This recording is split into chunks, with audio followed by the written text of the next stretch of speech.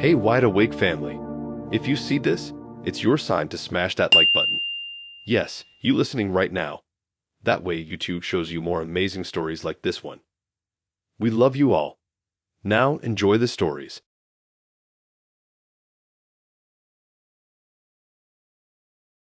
I posted the old TD on Marketplace because it was just sitting in my room doing nothing. I'd upgraded ages ago, and the old one was collecting dust on top of the dresser. I kept telling myself I'd get rid of it, but every day I'd walk past it like it wasn't even there. One night I got sick of looking at it and took a few pictures under my bedroom light. It looked decent enough. The post went out for $50, pickup only. Marketplace always feels like a gamble. Either you get normal people who just want a cheap deal, or you get weirdos asking strange questions. When this buyer messaged, I thought he was normal. His name looked basic. His profile had a few photos with a dog, a couple posts about gardening, nothing strange. He said he wanted the TD for his guest room and asked if he could pick it up the next afternoon. Straightforward. Normal.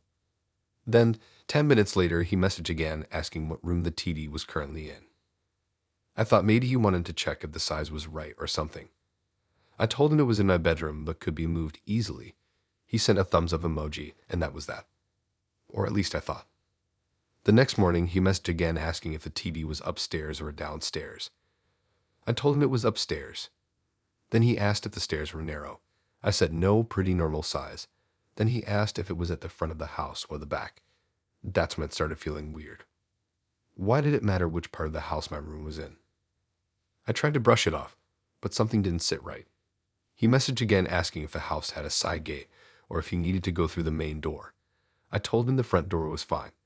Then he asked what time people in my house usually got home from work. That one froze me. I didn't answer that question. I just told him to come at 5 because I'd be home then. He didn't respond for 10 minutes, then sent a casual sure. The whole day I kept thinking about his questions. Not one question about the TV itself. Not the condition. Not the size. Not the brand. Just the layout of my house. Who else lived there? Where windows were. By the time 5 came around, I was already on edge. I carried the TD downstairs so I wouldn't have to take him upstairs. I put it near the front door with the cable wrapped neatly. When he knocked, the sound went straight through my chest. I opened the door, keeping my foot behind it like a stopper, just in case. He looked normal enough. Hoodie, jeans, quiet smile. But his eyes moved way too fast. The first thing he did was look past me into the hallway. Not at me. Not at the TV. Straight into the house like he was scanning it. I pushed the door only halfway open so he couldn't step inside. The TV is here, I told him, pointing to it. He nodded but didn't look at it right away. He asked if he could see the room it came from to make sure it wasn't damaged from falling. I told him it never fell, and he didn't need to see the room. He smiled again but didn't drop it. He said it would only take a second. He said he wanted to imagine how it looked on a stand. He said he needed to check something about the size. His excuses kept coming out too fast, too random, too desperate. I told him again he wasn't going upstairs. His smile faded for half a second, just a tiny flicker, but it was enough to make my stomach drop. Then he asked if he could at least look at the windows to see the glare situation. I said no. He kept insisting, like it was totally normal. He leaned slightly to the side, trying to look around me into the living room. That's when I lied without thinking. I told him my brother was home. He straightened up immediately and stopped leaning. He nodded like he didn't believe me, but he didn't argue. He finally looked at the TV and crouched down to check the ports. But even then, he wasn't really looking. His eyes kept flicking up toward my stairs, my hallway, the living room. It didn't feel like a buyer checking an item. It felt like someone trying to memorize the layout. When he stood up, he stepped back like he was done. He said he needed to get the cash from his car. I told him fine, and he walked back to the driveway. He didn't drive off. He didn't even reach into the car. He just walked around it like he was pretending to look for something. Then he disappeared around the side of the car toward the hedge between my house and next door. Something in me said to shut the door, so I did. I locked it instantly. Then I went to the front window, lifting the curtain just a tiny bit to peek outside. He wasn't near his car anymore. He was standing directly across the street, pointing his phone at my house, taking photos. Not selfies, not pictures of the street. He was aiming at my windows, leaning forward like he was trying to capture different angles. My stomach twisted so hard it hurt. I dropped the curtain fast and backed away from the window like he could see me. Before I could even react properly, I heard someone shout outside. My neighbor.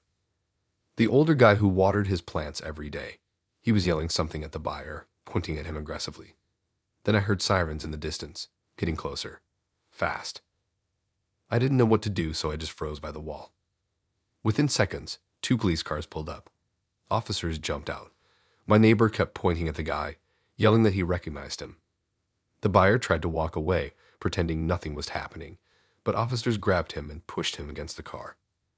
One officer knocked on my door. I opened it slowly. He asked if I was selling a TD and if that man had been inside my house. I told him no, he only stepped onto the doorstep. He nodded and told me the man wasn't actually interested in buying anything. He'd been going to houses listed on Marketplace pretending to be a buyer so he could scope out layouts, windows, entrances, exits, everything he needed to come back later. They had 3 reports already. People noticed things moved around later. Someone tried breaking in. Someone saw a figure in their garden one night. Another person found footprints under their window. They didn't have proof until today. My neighbor had seen a wanted post earlier that morning on a local crime page and recognized the man's face. The moment he saw him standing outside my house, he called the police. The officers checked his phone. He had multiple photos of my windows, my street, my driveway. He even had a picture of me holding the TD when I opened the door. He'd been recording from the moment he walked onto my property. They arrested him right outside, and he didn't fight it. He didn't even look angry. He just stared at me through the police car window with that same blank expression he had when he asked about my windows. I didn't sell the TB after that. It's still sitting in the hallway because now I don't even want strangers near my door.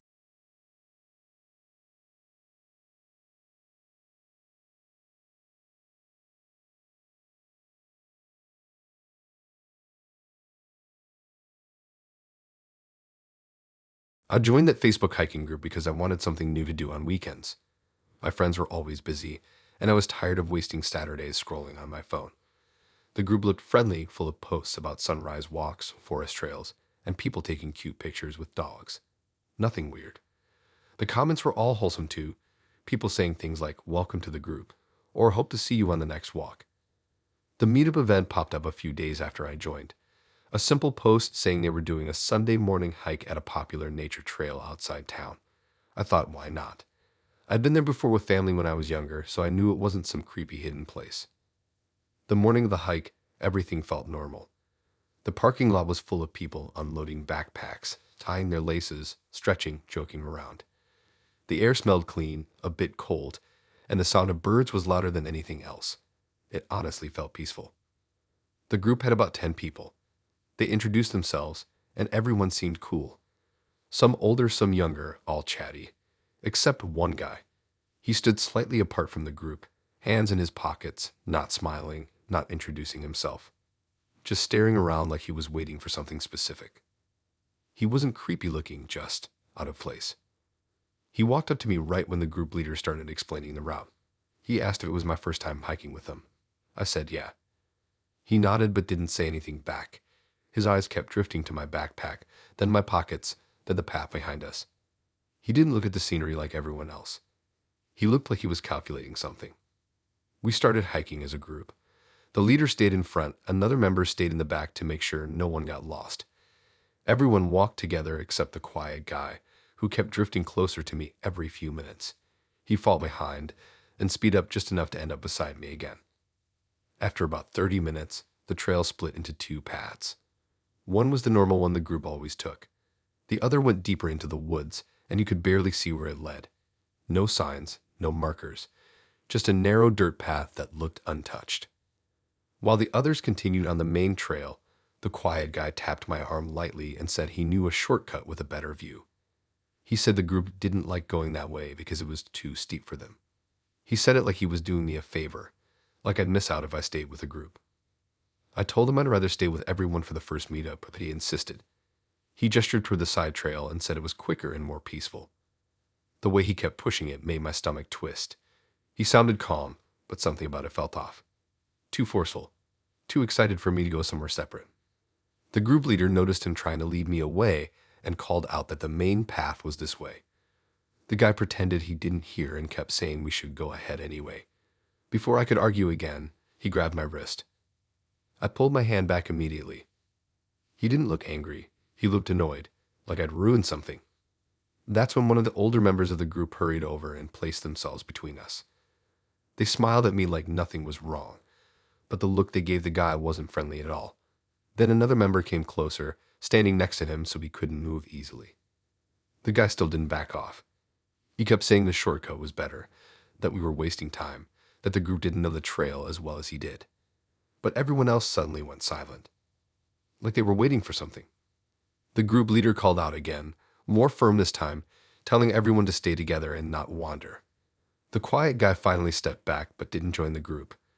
Instead, he walked slowly behind us, staying close enough to follow but far enough to act like he wasn't part of anything. We walked for maybe 10 more minutes and everyone kept glancing back at him. There was tension in the group that wasn't there before. Casual hiking vibes gone. People were whispering to each other quietly, but they weren't panicking. They looked prepared. I kept walking next to the older member who stepped in earlier. They kept asking me random friendly questions to keep things normal, but they were clearly keeping an eye on the guy behind us. Then suddenly he made his move. Right when the trail curved and the trees blocked the view from the front, he rushed forward and tried grabbing the strap of my backpack from behind. Hard, not in a "hey, you dropped something" way, and "I'm dragging you somewhere" way. Before I even turned around, 3 members of the group slammed into him from the side. They pinned him down so fast I didn't process it. Another member grabbed his arms, holding them behind his back. The quiet guy started yelling, kicking, trying to stand up. That's when the group leader shouted to everyone else to stay calm. They weren't shocked. They weren't confused. They expected it. One of the members took out their phone and called the police instantly, giving them the exact location like they'd rehearsed it. Everyone stayed around the struggling guy, blocking every direction he could run. He kept shouting that it was a misunderstanding, that he wasn't doing anything, that we were overreacting. But the group didn't even flinch. They kept restraining him until officers arrived. 2 police cars pulled up near the trail entrance 15 minutes later. The officers hiked up fast, already knowing who they were coming for. They handcuffed him, searched him, and found a folded pocket knife and a pair of gloves inside his coat.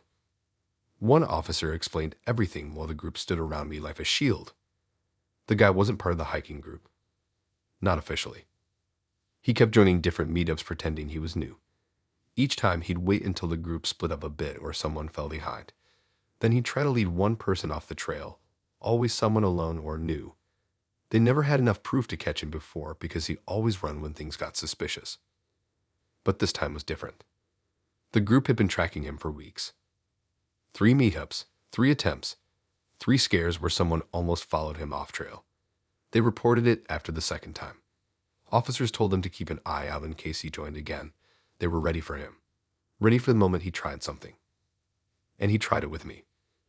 The officer told me flat out that if the group wasn't prepared, he would drag me off that side trail. He said the guy targeted people who didn't know the route well. People who looked trusting. People alone. The quiet guy didn't look quiet anymore when they walked him away. He stared back at me with this cold expression like I ruined something, like I messed up his plan. The group walked me back to the parking lot, staying close the whole way. The leader apologized for everything even though none of it was their fault. I kept saying thank you, not even knowing how to say it enough. If they didn't react how they did, I honestly don't know what would have happened.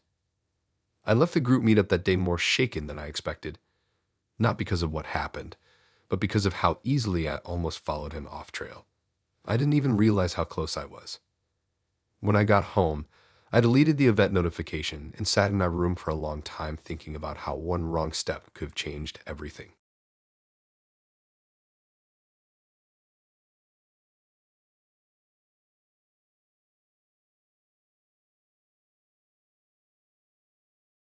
I put that room for rent post on Facebook because I honestly just needed help with bills. Nothing dramatic. Just one extra room, clean enough, facing the back garden, and I thought it would be easy to find someone decent. Everyone always posts for roommates online, so I thought I'd be one of those normal people who finds a normal tenant through a normal Facebook group. The post didn't even stay up for long before people started messaging. Most were obviously not serious. Some asked weird questions. Some didn't even say hello. Some wanted to move in the same day. Then this one guy messaged me. His name looked basic, like something you don't even notice. His profile was plain but not suspicious. A couple of pictures of holidays, one photo with a dog, one with a group of people. It looked real enough. He messaged politely, said he needed a room urgently because he just moved back to the area. He didn't oversell himself like the others. He didn't sound desperate either. He asked if he could view the room later that afternoon because he was already nearby. That part made sense because I live near the high street and loads of people pass through. I told him he could come at 5. The whole day felt normal.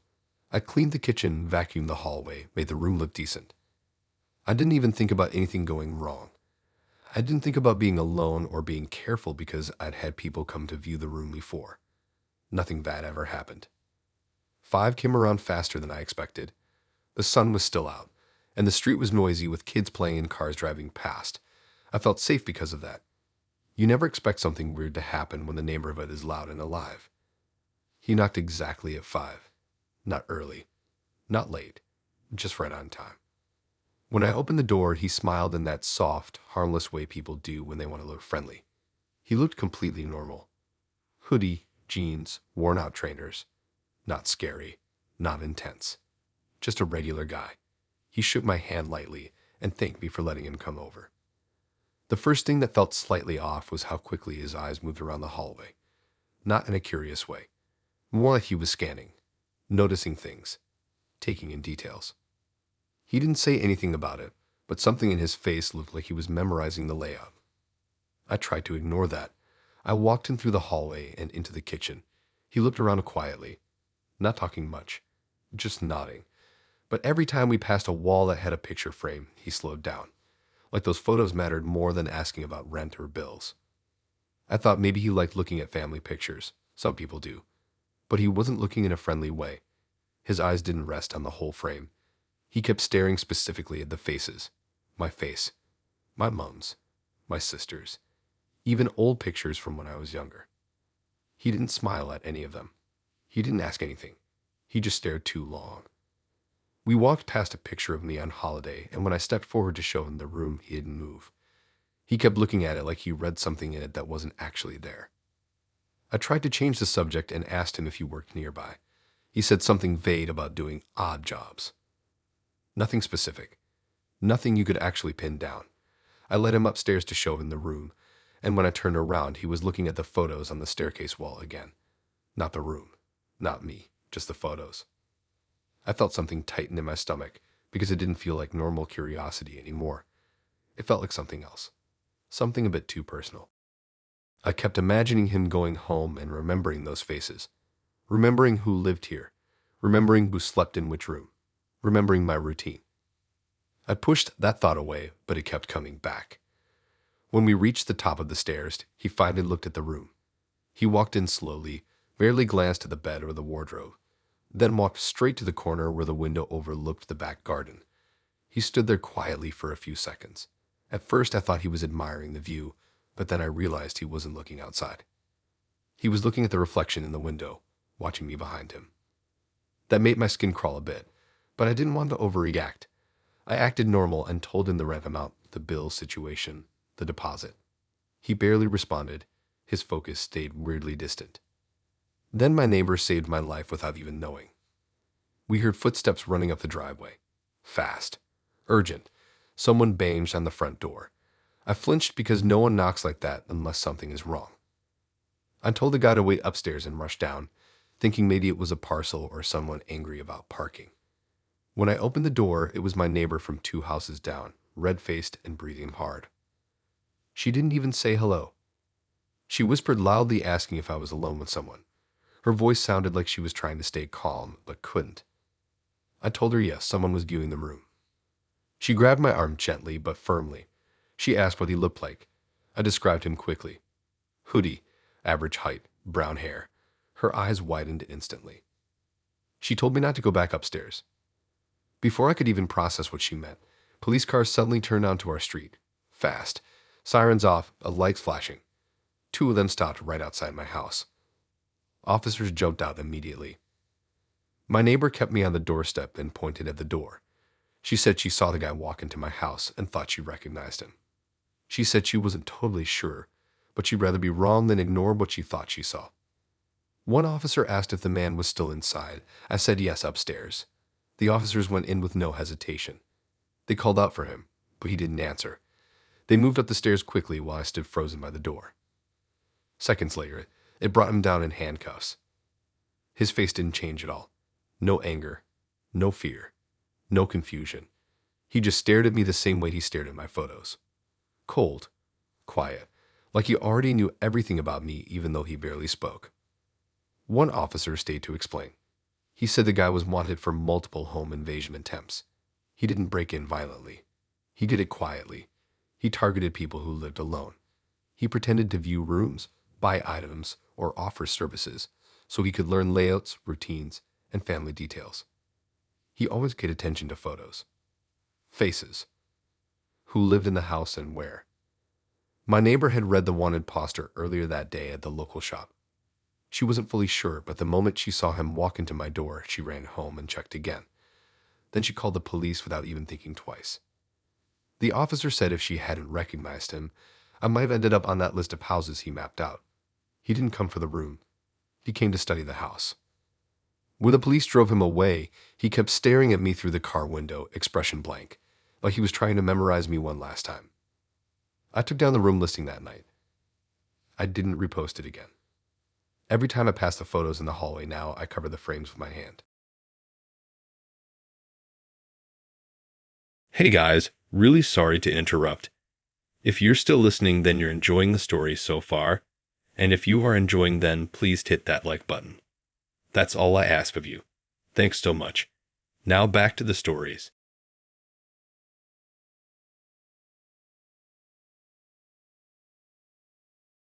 The whole reason I even clicked on that Facebook event was because I was bored and thought it looked legit enough to mess around with.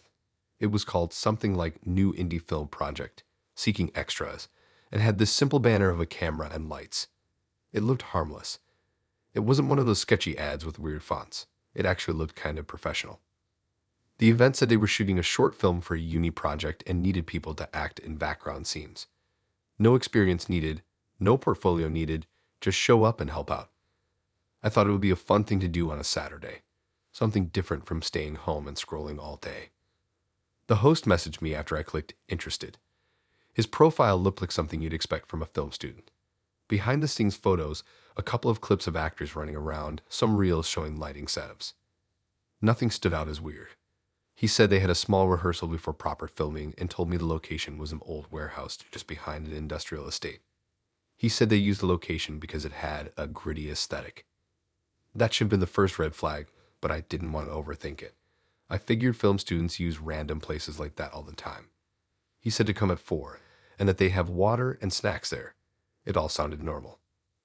I drove down there, and the place looked exactly how he described. A massive, empty warehouse with broken windows and an old forklift rusting in the corner.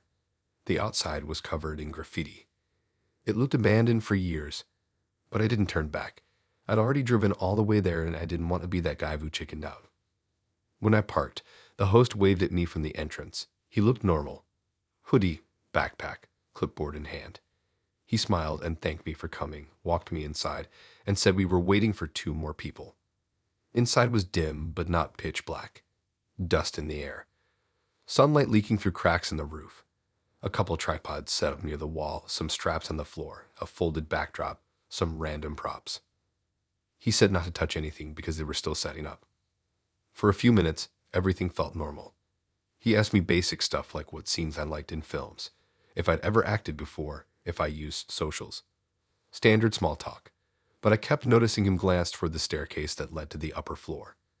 Every time he did, he looked away fast like he didn't want me to see him checking. Then he told me they needed to test a reaction scene.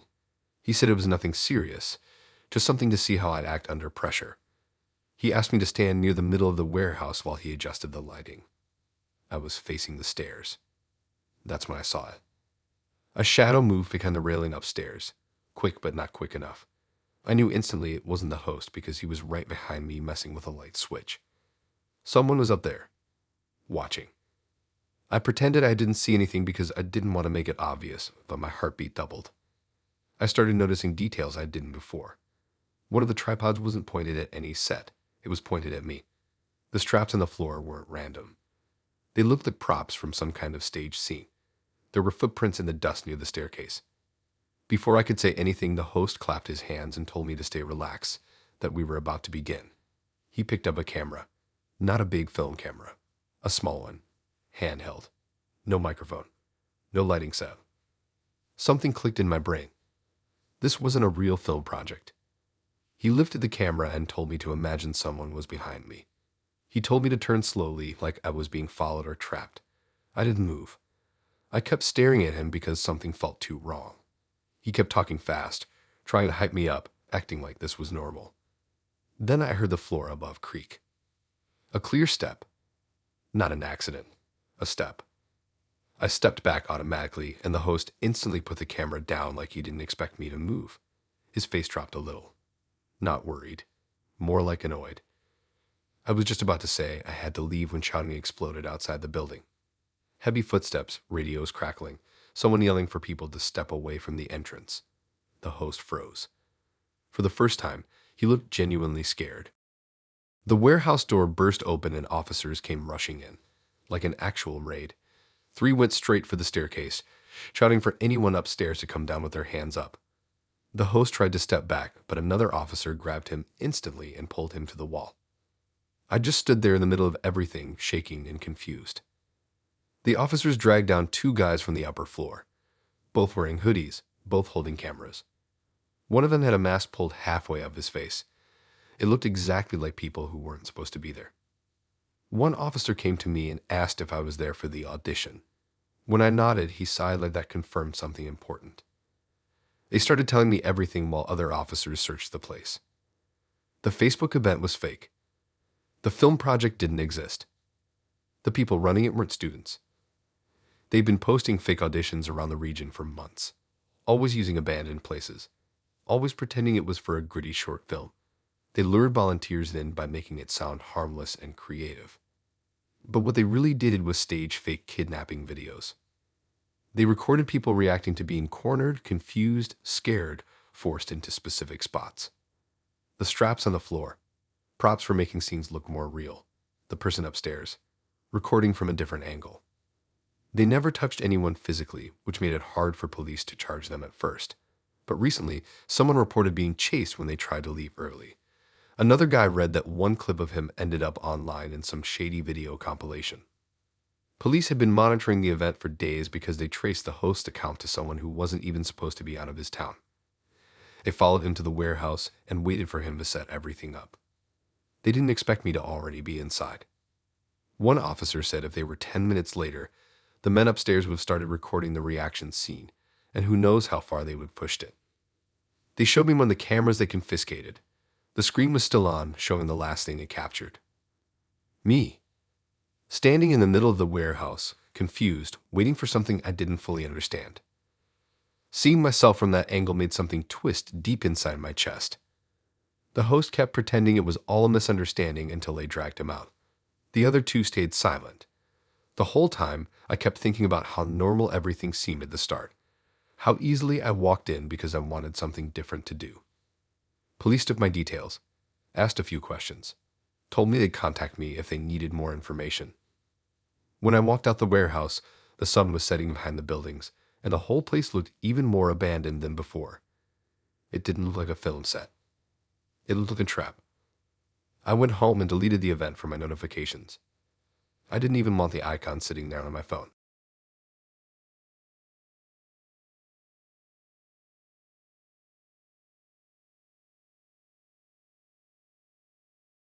The only reason I even went to pick up that chair was because my room looked empty. I'd moved some stuff around and suddenly realized I had this huge space by the window that made my whole room look unfinished. I didn't want to spend money on something new, so I went on Facebook Marketplace to look for cheap furniture or anything free. Scrolling through Marketplace late at night, it's honestly a different vibe. Everyone posts weird stuff. Sinks, random cushions, half-broken drawers. But then I found this listing that looked pretty alright. It said, free chair, pickup only, and the photo showed a cute armchair with a patterned cushion. Nothing fancy but clean. I thought it would fit the empty space perfectly. The seller replied instantly when I messaged her.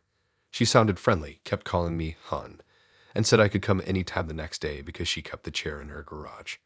She said she worked odd shifts, so she wouldn't be home, but the garage door would be open and I could just grab it. I thought that was a bit trusting, but whatever. It was a free chair. I didn't question it. The next afternoon, I drove to her place. It was one of those quiet neighborhoods where all houses look the same. Calm, nothing suspicious. Kids playing outside, someone washing their car, a guy mowing grass. It didn't look like the sort of place where anything creepy would happen. The garage was open just like she said. There were boxes piled everywhere, random tools, and that chair sitting right in the middle like it was waiting for me. I walked in slowly because the place felt weirdly silent even though the street was busy. The air inside the garage felt stuffy, like no one had been in there for a long time. I put my hand on the chair to lift it, but one of the legs wobbled a bit, so I pushed down on the cushion to check if it was sturdy. That's when I saw it. At first, it just looked like a tiny circle peeking out from under the edge of the cushion. I thought it was a torn bit of fabric or maybe a button or something. But when I pulled the cushion up a little, my whole chest went tight. There was a camera lens. Not some broken toy camera. A small black one, shiny, positioned perfectly to point upwards, right where someone would sit. The chair wasn't just sitting in the garage. It was set up. The camera was angled toward the open garage door like it was meant to record people bending down to lift the chair or moving around in front of it. My hands shook a little because I suddenly started noticing everything around the chair. There was another cushion leaning against a box. Another chair in the corner with the fabric slightly lifted like someone had messed with it. A small light blinking behind a crate. It didn't feel like a garage anymore. It felt like a trap. I stepped back slowly because I didn't want to touch anything else. I didn't want to leave fingerprints or whatever.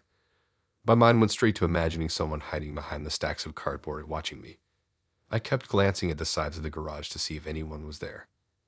Then out of nowhere, I heard shouting outside. Lots of it. I walked to the edge of the garage and saw officers sprinting across the street. A van pulled up fast, and another unmarked car blocked the driveway. I froze because I thought they were there for me, like maybe touching that chair got me involved in something. One officer yelled for me to step away from the garage, hands visible. I stepped out with my palms up because I didn't know what else to do. They weren't looking at me, though. They all rushed straight past me into the garage.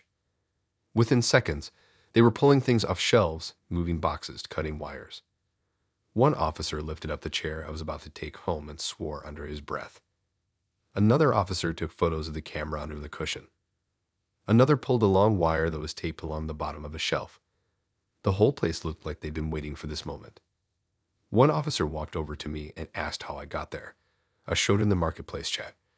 He read it quickly and nodded like he'd already seen similar messages.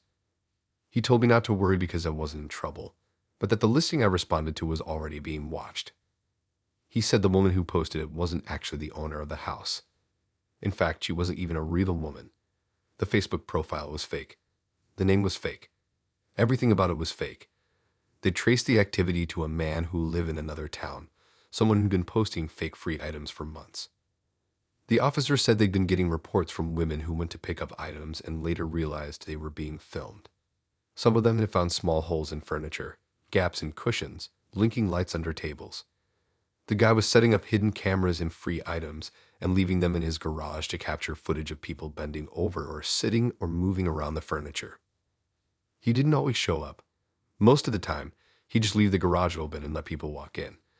The camera would record everything, send it to a device that wasn't even inside the house. They'd been trying to catch him for weeks, but the problem was he kept switching addresses. The garage I walked into belonged to a property he used to live in. The new owner didn't even know their garage was being accessed. They tracked him down through the IP connection linked to the camera feeds. They came to the address today hoping to catch someone coming to collect footage or to plant another item. When I arrived, they realized I was responding to the same listing that flagged the location in the first place. The officer told me he was surprised I noticed the camera because most people didn't check under cushions. He said the cameras were hidden well, placed at angles someone wouldn't see unless they were really paying attention. He also said the man behind it wasn't working alone. There were two others helping him scout houses and pick garages that were easy to access. They weren't breaking in. They were using old keys, old codes, or unlocked side doors left from previous owners. The worst part was when one officer came out holding a plastic box full of tiny cameras, wires, memory cards, and batteries. Another officer carried out 2 folded chairs with cameras inside them. The whole garage was basically a filming setup disguised as clutter. I stood there for ages because I didn't know when to leave. The officer finally told me I could go home and that they'd contact me if they needed a statement. He said I probably helped more than I realized by showing up exactly when I did. All I could think on the drive home was how close I came to carrying that chair into my house. Imagine bringing something like that into your bedroom. Imagine sitting on it every day and not knowing someone is watching. I deleted Marketplace for a while after that because the idea of free items suddenly felt way too weird. Every time I see a chair with a cushion now, I always press the middle a bit just to check.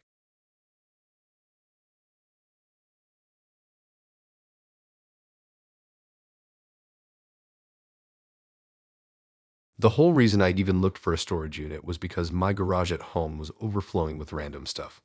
Old bikes, boxes from when we moved years ago, things I kept saying I'd throw out, but never actually did. My mom kept complaining, so I told her I'd sort it by the weekend. I didn't plan to do anything crazy. I just needed somewhere cheap to dump everything for a while. I went on Facebook Marketplace because everyone always says you can find cheap stuff there if you look long enough. I typed in storage unit and scrolled through the usual overpriced places until I found one that stood out straight away.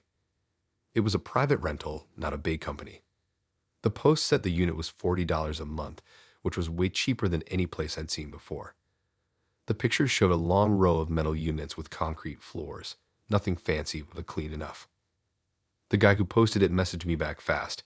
He said he owned 3 units and was looking to rent out the middle one because he didn't use it anymore. His messages were short but normal. He sent me the address and said he'd meet me there around 6. The location wasn't far from town, just past the industrial estate. I'd seen the place before when driving past, but I'd never been inside. It looked like a typical storage place. Huge metal fences with spikes at the top, long driveways, and units lined up like someone built them all in one afternoon. But when I pulled up, something instantly felt off. There were police cars outside, not 1 or 2. I counted at least 6 scattered around the entrance and the middle driveway. Officers were walking around with flashlights, even though it was still light outside. A van was parked near the gate with the back open. Some officers were carrying bags out of one of the units. At first, I honestly thought they were there for something totally unrelated. Maybe someone broke into the units earlier or something happened before I arrived. I stayed in my car for a few seconds trying to decide if I should drive away or pretend I was lost. Before I could decide, one officer came over and tapped on my window. I rolled it down and he asked what I was doing there. I told him I was meeting someone to rent a unit. When I said that, the officer immediately asked who, and I showed him the Marketplace chat. He asked me to step out of the car and wait by the fence while he radioed someone. That's when the other officers stopped what they were doing and looked in my direction. I felt I walked into something big without knowing it. My mouth went dry even though nothing had happened to me yet. Another officer approached me, this one dressed more formally. He asked me again who I was meeting and which unit number. I checked the chat and told him. He looked at the number and then gave me this look like he wasn't surprised at all. He told me to stay where I was while they checked something. I stood there awkwardly with my keys in my hand, watching them move in and out of different units. They weren't rushing. They weren't panicking. It looked like they'd been there for a while. It felt like they were cleaning up something that had been going on for ages. After a few minutes, the officer came back. He told me the listing I responded to was part of an ongoing investigation. He said multiple people had come to the same place thinking they were renting a cheap unit from a private seller. But instead of meeting the seller, they would arrive to find the place empty or have someone shady lurking nearby. A couple of people even claimed they'd been pressured into giving cash up front without getting a key. Then he told me something that made my whole chest tense up. The seller I was messaging didn't own any units. He didn't live anywhere near the area. He wasn't renting anything at all. The police had been tracking a listing for a while because it was being used to funnel stolen goods in and out of the units. People would drop stuff off thinking they were renting storage, but the items would get moved into a different unit by night. The seller was basically using innocent people as cover. If anything got traced or someone spotted something suspicious, it looked like normal customers coming and going. No one questioned it. They wouldn't tell me everything, but they said they'd already recovered stolen electronics, bikes, tools, furniture, even car parts. One officer said the people behind it were working like some weird chain, moving goods from one person to another using online listings to hide everything. I asked why the seller wanted to meet me at 6 then. Why not earlier or later? The officer said they'd been monitoring messages from different buyers and noticed the seller always picked times when the site was busiest and people wouldn't notice someone slipping things between units. Then he asked me if the seller mentioned bringing cash. I said no, I hadn't given him anything yet. The officer told me I was lucky because most people were told to bring the first month's payment in cash. Some people brought more, and once they handed it over, the seller disappeared. No key. No contract. No unit. A complete setup. I looked around the site while they talked to me. Every unit looked the same, but knowing what was inside them made everything feel different. The officers kept pulling out random items from the units like they were sorting through donations, but everything they found had been stolen from different houses, garages, or cars. One officer walked past holding a bag of power tools. Another was making notes in a folder. A third was searching through a unit with a flashlight, even though the sun was still out. It felt like a crime show happening in real time, but without the dramatic music or the cool camera angles. It was just real life, messy and too quiet. I couldn't stop thinking about how easily I could have handed over money without knowing anything. The seller could have walked off with my cash, or worse, tried something else. The officer said they were still trying to identify who exactly ran the listings because the profile kept getting deleted and remade under different names, all using the same template.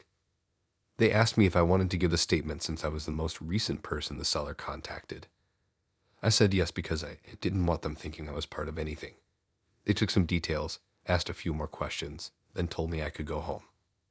Before I left, I watched them break open the lock on the unit I was supposed to rent. Inside, the floor was covered in random boxes, some clothes, broken electronics, and wrapped packages. It looked like someone dumped a bunch of stolen items in one place and planned to sort them later. The officer shook his head and said this was just one unit. There were at least 2 more like it. I got into my car and drove away slowly, watching the flashing lights fade in my rear mirror. I kept thinking about how normal everything seemed at first. The listing looked real. The seller sounded real. The pictures looked real. But the whole thing was fake. The whole thing was just bait. And if I arrived earlier or later, I might have walked right into something I wasn't supposed to see.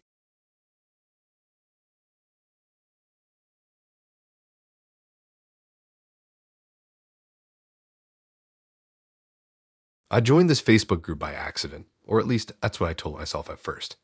I was sitting on my bed after school, scrolling through random posts because I didn't want to do anything productive. I saw a notification saying someone added me to a group called Women Helping Women. The cover photo was a bunch of flowers in pastel colors, the type of thing older aunties usually share on their timelines. It looked harmless. At first, I didn't think much of it. Loads of people get added to random groups all the time. I opened it expecting boring posts about planners, recipes, maybe someone asking for advice about their boyfriend or job. Stuff like that. And honestly, the group looked normal. There were posts about breakups, panic attacks, job stress, family issues. A lot of people commented supportive things. There were harmless memes, quotes about staying strong, all the usual stuff. The group had thousands of members. I scrolled for ages, kind of forgetting that I never asked to be in it. I thought maybe one of my friends added me for some reason. I checked the member list but didn't recognize half the names. Still didn't bother leaving. The weird part started the next morning. I woke up to a message request from one of the admins. Her profile picture showed a woman with long blonde hair smiling at the beach. Everything about her page looked completely normal. Family photos, holiday pictures, selfies with her kids. I didn't think anything strange. Her message was polite at first. She said the group recently had issues with fake accounts joining, so they were doing something called verification. She said every new member had to send a photo of themselves holding up 2 fingers to prove their account was real. Stuff like that happens sometimes, so I didn't react strongly. But then she said I needed to send a full-body selfie along with it. That's when I paused. She tried to make it sound friendly, like it was some simple step. But the way she kept repeating full body made me uncomfortable. I didn't reply for a while. I just left the message undelivered and went to school. When I got back later, she'd sent another message. Longer. More direct. She said verification wasn't optional. She said if I didn't send it, I'd get removed and blocked from all connected groups, I didn't even know there were connected groups. She also said I couldn't post or comment until the verification was complete. This whole thing suddenly didn't feel normal. Why would any support group need that? Why would they care what my full body looked like? And why was she sounding like some security guard? I ignored her again. Later that evening, a random member from the group messaged me. She said she saw the admin comment under my post asking me to check my inbox. I realized then the admin had publicly tagged me in a comment telling me to respond. That made it feel way more personal. The member who messaged me said she wanted to warn me privately.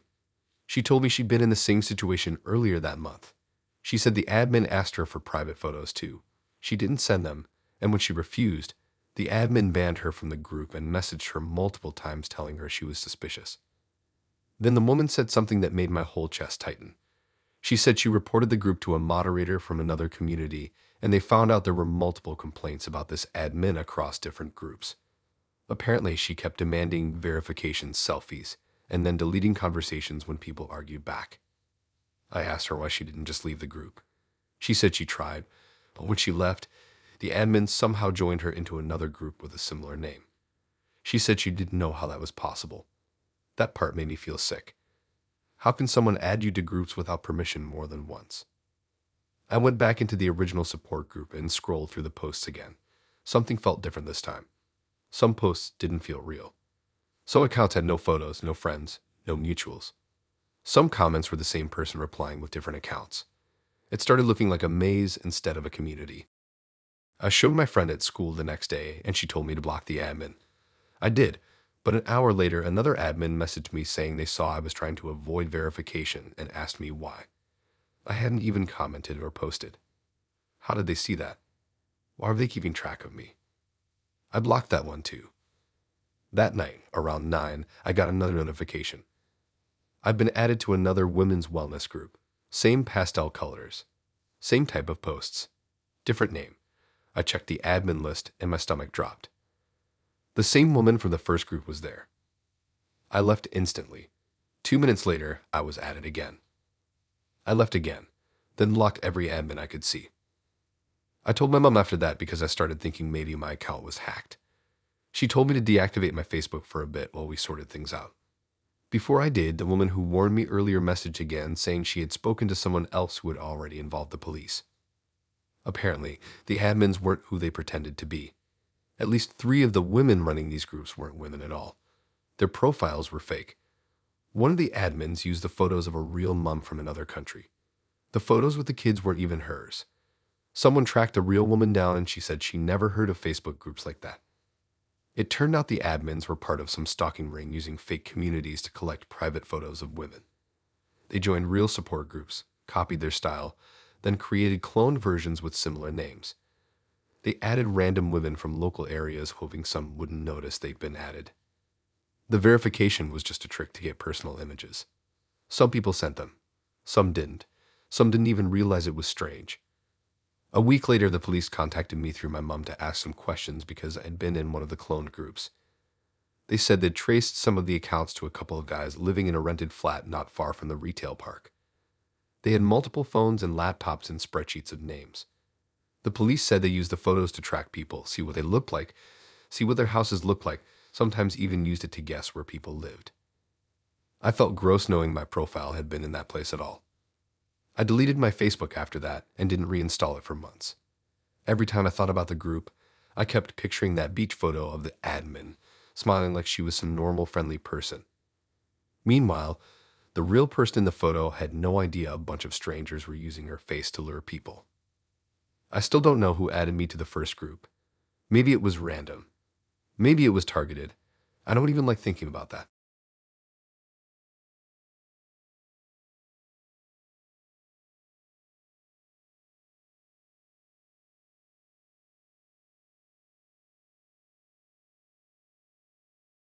I bought this phone because mine was basically falling apart.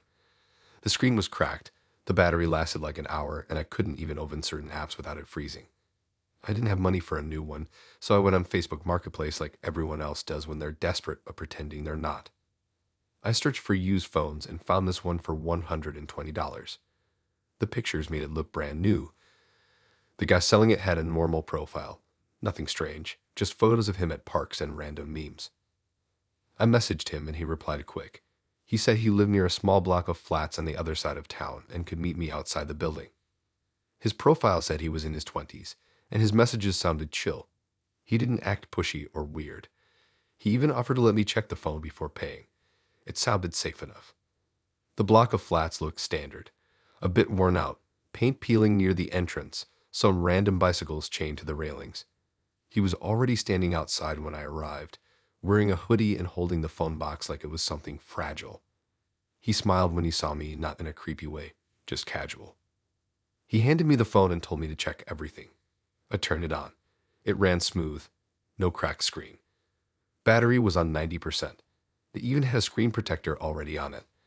I went to settings to check storage and model, and everything looked good. He said he reset it before meeting me, so it should be clean. I paid him, he nodded, then walked back inside the building. I went home thinking I'd actually found a decent deal for once. I set up my SIM card, logged into my apps, and didn't think anything weird. The phone worked perfectly, faster than anything I used before. I was actually excited to use it. It wasn't until later that night when things shifted. I was lying on my bed scrolling and trying out the camera. After taking some random photos of my wall, I went into the gallery to check them. But there was a folder at the bottom with a name I didn't recognize. It wasn't something default like downloads or camera. It had this random short title, like someone typed whatever popped into their head. At first, I thought it was system stuff because the icon was gray and plain. But when I tapped it, the phone froze for a second like it was loading a huge amount of pictures. Then everything opened all at once. There were hundreds of photos. Literally hundreds. I scrolled, and they didn't end. Every single one had something in common. The people were all sleeping. Not in beds only. Some were on sofas. Some on the floor. Some in rooms I didn't recognize. Some looked like small flats. Some looked like big houses. All different ages. Young, old, couples, kids, random people under blankets. The lighting in the photos was the worst part. It was always that kind of dim, warm light you get from lamps at 2 in the morning, like the kind of light a person leaves on accidentally. But the angle the photos were taken from felt off. Most were from doorways or from the side of the bed. Too close. Too intentional. None of them looked like selfies or someone posing. These looked like someone standing in the corner of a stranger's room while they slept, holding their breath, taking a photo quietly. I kept scrolling even though I didn't want to. My hands were shaking even though I wasn't cold. Some pictures were blurry like the camera moved or the person taking it rushed. Others were sharp. Too sharp. Some showed wide bedrooms with open wardrobes. Some showed hallways with coats hanging up. One showed a guy on his stomach with his arm dangling off the bed like he fell asleep mid-game. Another showed a kid hugging a pillow. None of these people knew someone was in their house. I slammed the phone shut like it was burning me and just stared at the ceiling. My stomach felt twisted. I told myself the seller must have forgotten to delete stuff even though he said he reset it. But why would anyone have photos like that? And why so many different houses? And why take them at night? I waited a couple minutes before opening the phone again. I went back to the seller's profile. It was gone. Deleted completely. Messenger chat was still there, but his name was replaced with Facebook user. I tried checking the block of flats on Google Maps to see if he lived there, but nothing confirmed anything. I showed the phone to my older brother because I didn't want to overthink by myself. He saw about 20 photos before saying we needed to take it to the police straight away. We didn't even argue. We just put on jackets and walked there. The officer at the front desk looked bored until he saw the first picture. Then he stiffened up and narrowed his eyes. He told us to wait a minute and went inside the back room. Another officer came, then another. They asked how I got the phone, who sold it to me, what time I met him, descriptions, everything. They took the phone and told me they'd contact me if they needed anything else. They weren't angry with me. If anything, they seemed freaked out. A couple days later, they called me in to talk again. This time, the tone was serious. They said the pictures matched ongoing cases in different parts of the city. People had been reporting signs of someone being in their homes, like doors left slightly open, items moved, or windows unlocked. But no one ever caught anyone. The officer said the seller wasn't just taking photos. He was breaking into houses while people were asleep, quietly, long enough to take pictures from different angles. He never stole anything. Never touched anything obvious. Just took pictures and left. That's why people didn't realize straight away. He used different outfits and hoods to hide his face in any reflections. He wiped surfaces. He even avoided stepping in certain areas to keep footprints light.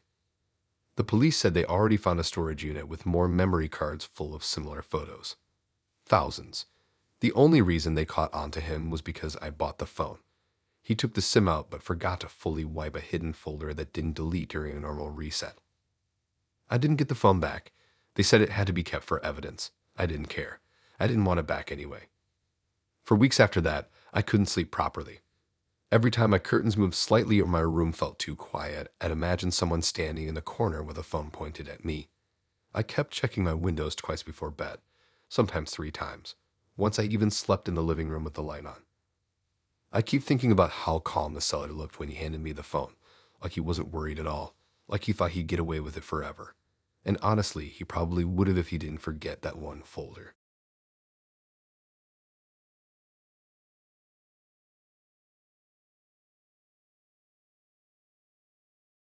I'm not gonna pretend this story makes me look smart because honestly it doesn't. It started on one of those random evenings where everything felt normal. I was sitting in my room scrolling through a neighborhood Facebook group because our area uses it for literally everything.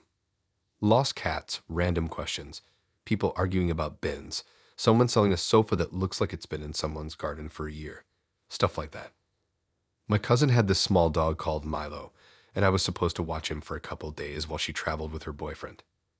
Except a family thing came up last second and I couldn't stay over at her place. She told me to just post in the group because loads of people on our street were friendly and trusted each other. I didn't think twice. I snapped a picture of Milo sitting on the sofa, tapped out a short post saying I needed someone nearby to look after him for 2 nights, and pressed send. Within 10 minutes, I got loads of comments. Some were people tagging others, some were just people being jokey. But then this lady commented saying she'd live a few streets away and had loads of free time. Her profile picture showed her with a huge smile and bright hair, like one of those cheerful people you'd see working at a nursery or something. She had photos of garden plants, cakes she baked, and her holding a cat. Nothing looked strange.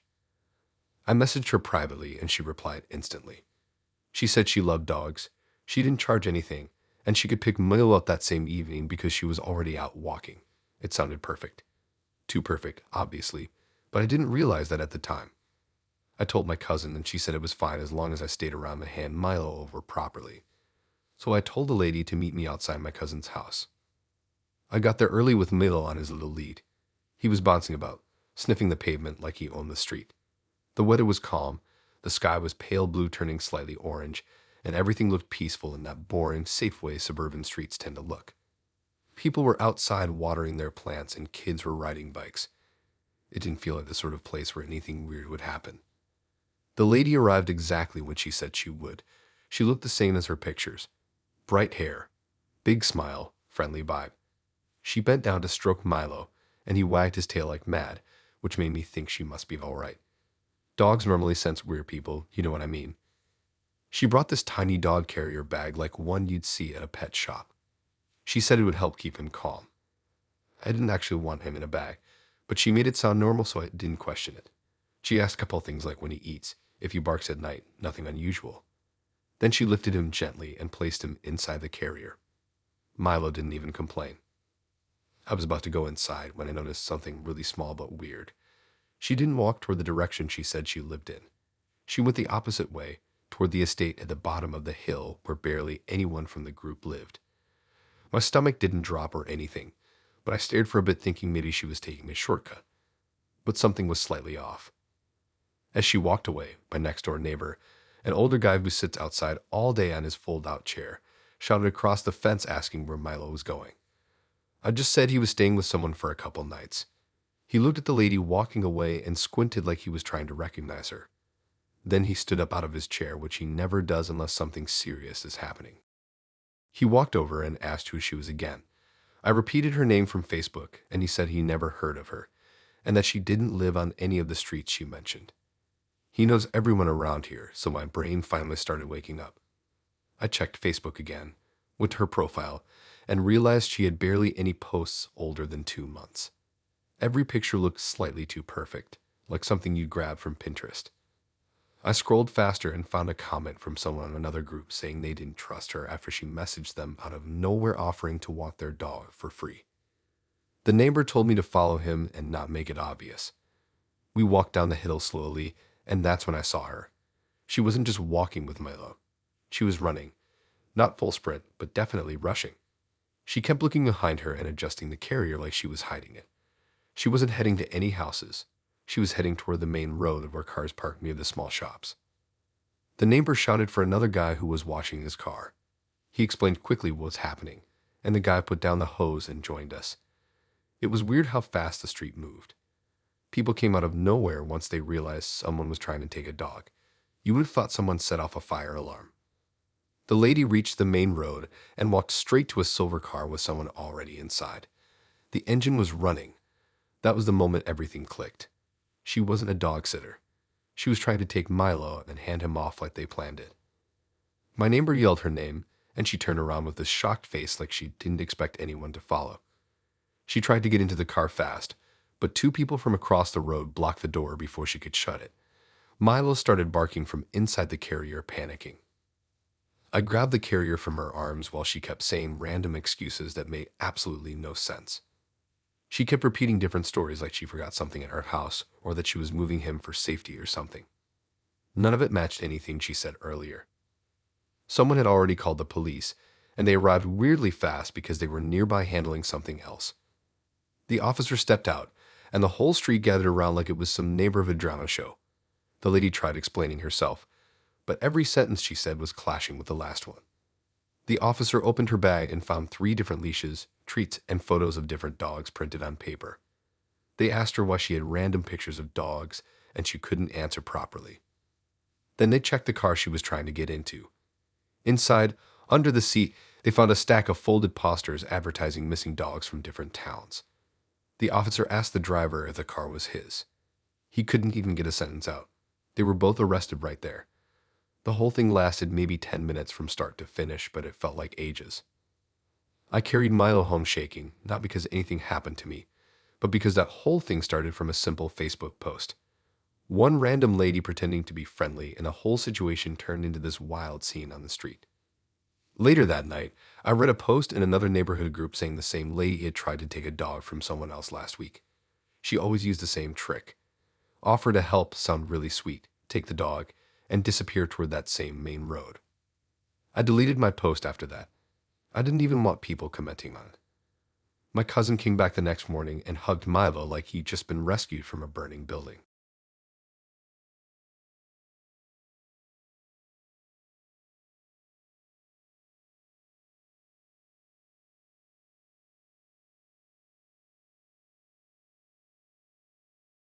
I'm gonna be real, this whole thing started because I was bored and scrolling through one of those local Facebook buy and sell groups people use when they're clearing out random stuff from their shed. I was looking for a cheap gaming setup because mine had died a few weeks before, and I couldn't be bothered saving up for a new one. I kept refreshing the page, and this post popped up with a full tower PC for $150.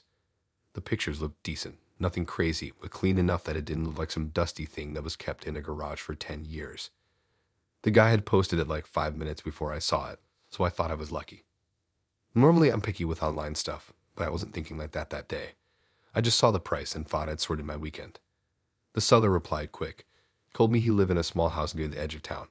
The pictures he sent didn't look sketchy, and his account had been made like 4 years before, so I didn't think anything weird. I told my parents I was going for a walk and headed out. The place was in one of those old side streets where every house looks tired. Some had broken fences, some had overgrown gardens, and some looked alright. His one was somewhere in the middle. Not horrible, but not nice either. There were bins outside with bags sticking out the top, and a broken scooter leaning against the wall. I didn't think too hard about it. Loads of people have houses like that. I messaged him saying I was outside, but he didn't open the door. I could hear movement inside, though. Not like one person walking around, but more like 2 or 3 people walking quickly in different parts of the house. I didn't really pay attention at first because I'd assumed he was getting the PC ready or whatever.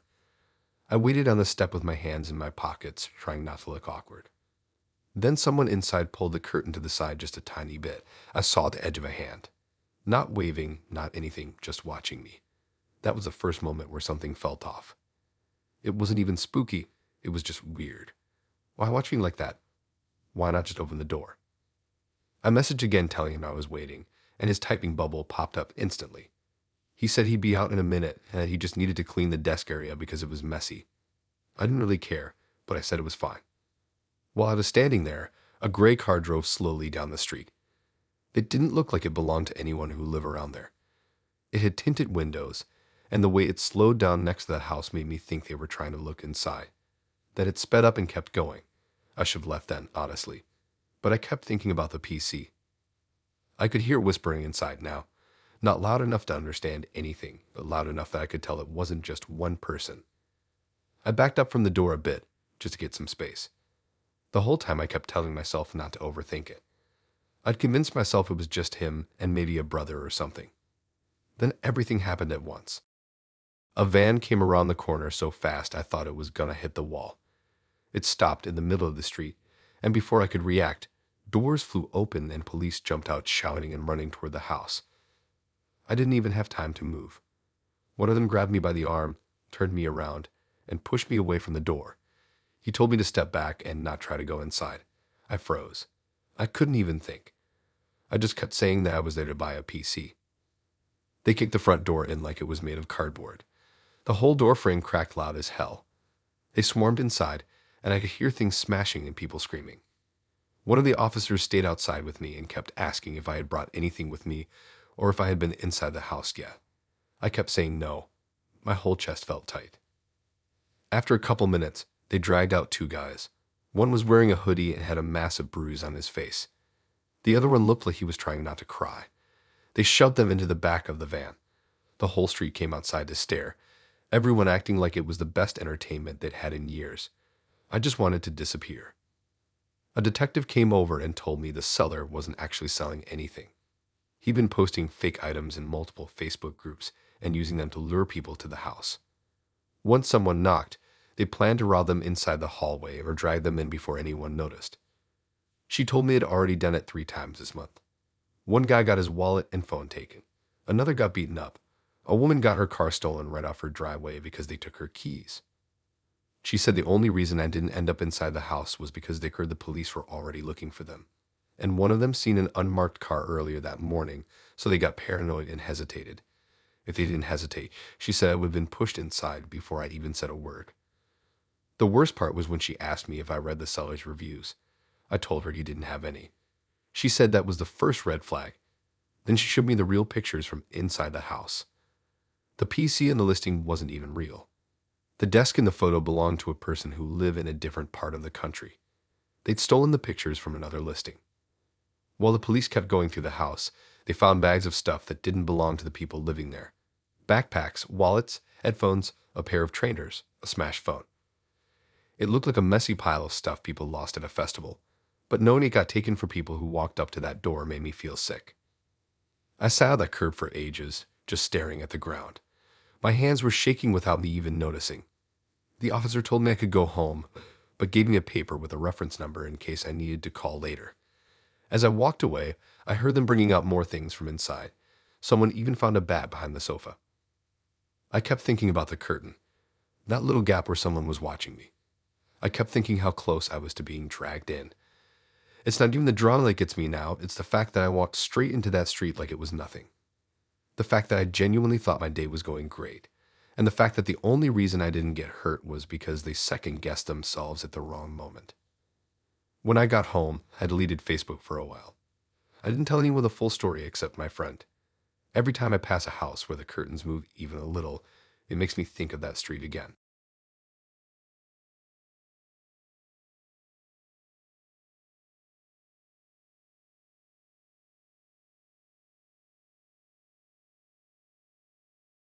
I didn't think anything big would happen the day I opened my app and typed out a cranky little rant about how our neighborhood had kept getting the same broken promises from the people who were supposed to fix stuff. I was just bored after school, sitting on an old couch in our basement, scrolling through the usual mess of memes and people arguing over tiny things. I guess I wanted to toss my own 2 cents in, even though I knew barely anyone ever cared. I hit post, tossed my phone on the armrest, and went upstairs looking for a snack. I didn't even think about it. It was just one of those posts you forget 5 minutes later. But later that night, things got weird. The post started pulling way more reactions than anything I'd ever put up before. People from the neighborhood group were sharing it around, tagging their friends, complaining about the same stuff. I kind of liked the attention at first. I mean, who doesn't like a bunch of notifications blowing up their phone? It felt like I finally said something people wanted to hear.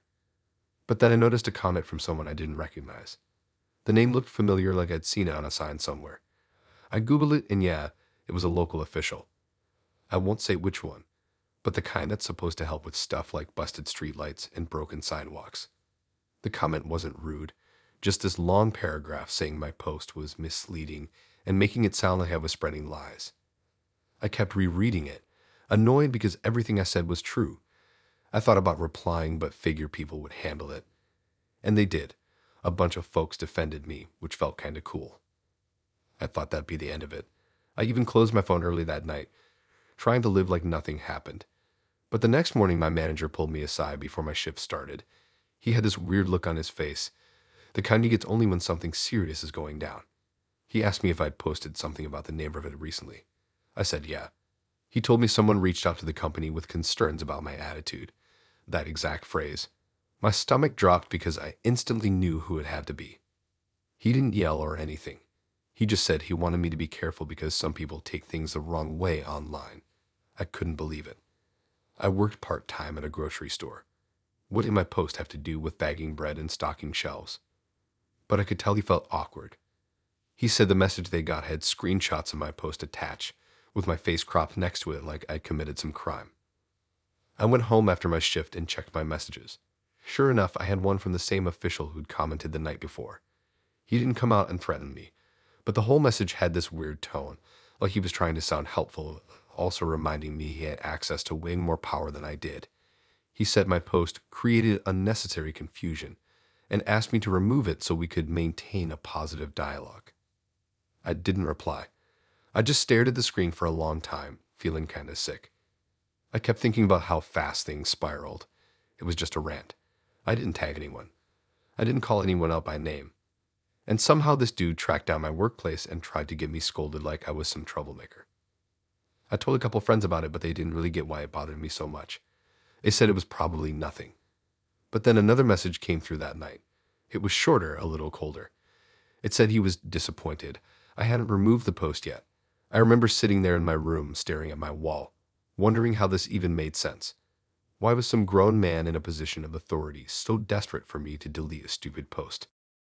I thought about taking it down anyway just to get him off my back, but then I feel like I gave in to something I didn't even do wrong. I kept checking over the post again and again, like maybe it said something out of line and didn't realize it. But no, it was all normal stuff. Everyone complained about the same things.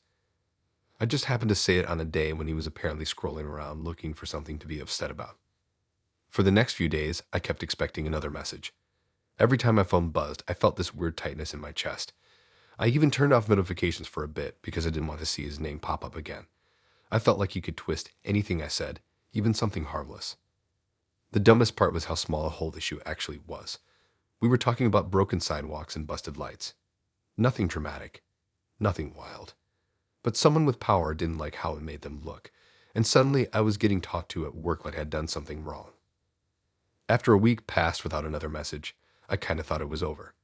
But I kept noticing people I didn't know looking at my profile. The little seen by count on the post would jump even when the post wasn't being shared anymore. I made my profile more private. I removed old photos. I felt ridiculous doing it, like I was some criminal hiding from the law or something. Eventually, I decided to leave the post up but stopped talking about it. People moved on anyway. Attention online is like that, super loud for a day, silent the next. But the whole thing stuck with me more than I expected. It made me realize how fast someone can reach into your real life from behind the screen. Like, I always knew people could be nosy online, but I didn't think someone who worked in an office with an official title would go out of their way to poke around my job just because I annoyed them. The post is still there, buried under months of other stuff. I scroll past it sometimes, and it still feels weird knowing what happened after I pressed send. I don't post much anymore. Not because I'm scared, just because it feels different now. Like everything you say might get screenshotted by someone you didn't even know was watching. I guess that's just how things are now. People say the internet gives everyone a voice, but it also gives certain people way too much reach.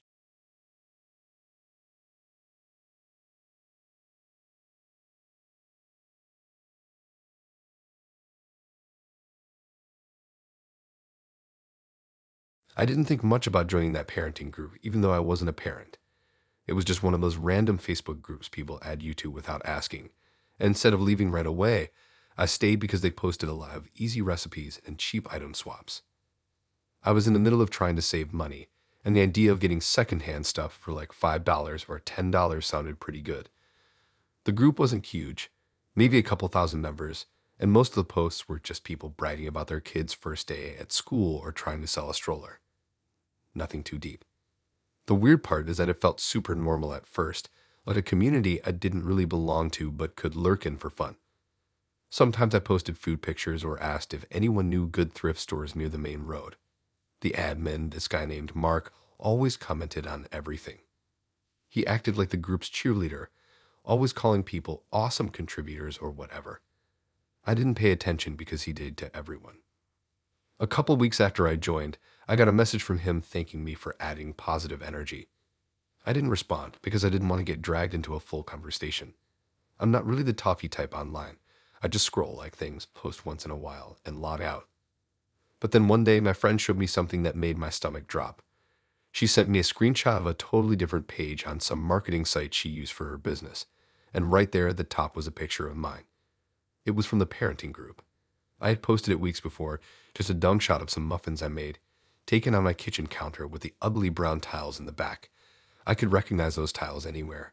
She said she was pretty sure the site used real user photos to train some engagement predictor tool.